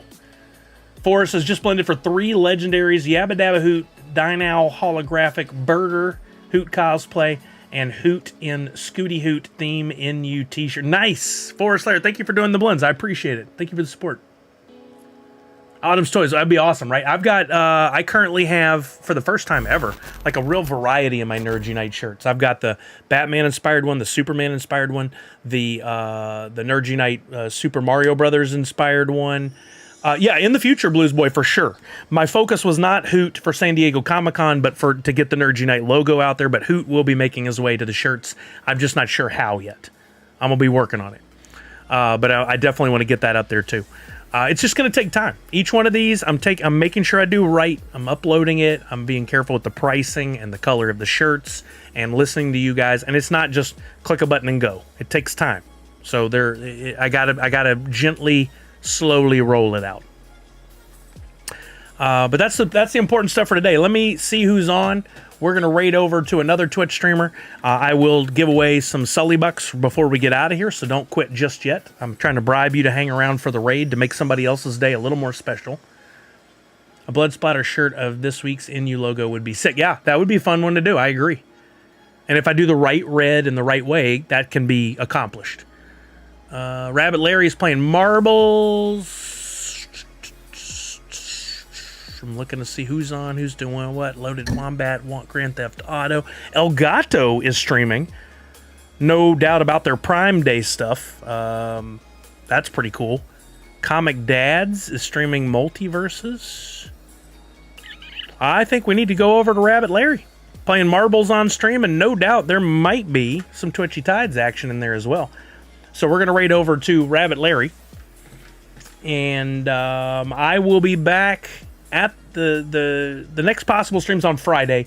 Could be something in between, but I'll probably be working on SDCC prep as well as the Deadpool-inspired blends, as well as the store. I got a lot going on this week, so I'll be working on this stuff. Friday, the stream will most likely be at 2, but sign up for the newsletter to get the information for sure. Sometimes I don't go live till 3. All right, I'm going to add points to everyone based on the number of people that are still here. I'm going to start with 100. We had 116, so I'm going to add more points. These are Sully Bucks that you can use in my giveaways. We will be doing the box game again on Friday where you could win pops, doorables, soda, pop sockets, stickers, NFTs, and more. I'm going to add another 20 to everybody. And entries are 10 Sully Bucks each, 10 points each. So I just gave you guys all 12 extra entries. The more you're here in the stream, the more points you earn, and the more entries you have in the giveaways for a chance to win real physical prizes that I deliver to you at my cost. So make sure you don't miss out on the streams. I only go twice a week normally now, but I will have some more next week during Comic-Con. Thank you for being here, Blues Boy. Congratulations again. You won something today, didn't you? All right, we're going to raid over to Rabbit Larry, or Rabishiary as I first saw it when I couldn't make out that that was an L. You guys go over, drop in with a hashtag Sully Raid and your Nerds Unite emotes. Until next time, remember to wash your hands, check in on somebody you love, make sure they're doing okay, and above all else, most importantly, Nerds Unite. See you guys on Friday. Have a good one. Bye. Rating now. Unmuting. I can't exactly send you. There's Rabbit Larry. All right, we will stop the streaming. Congrats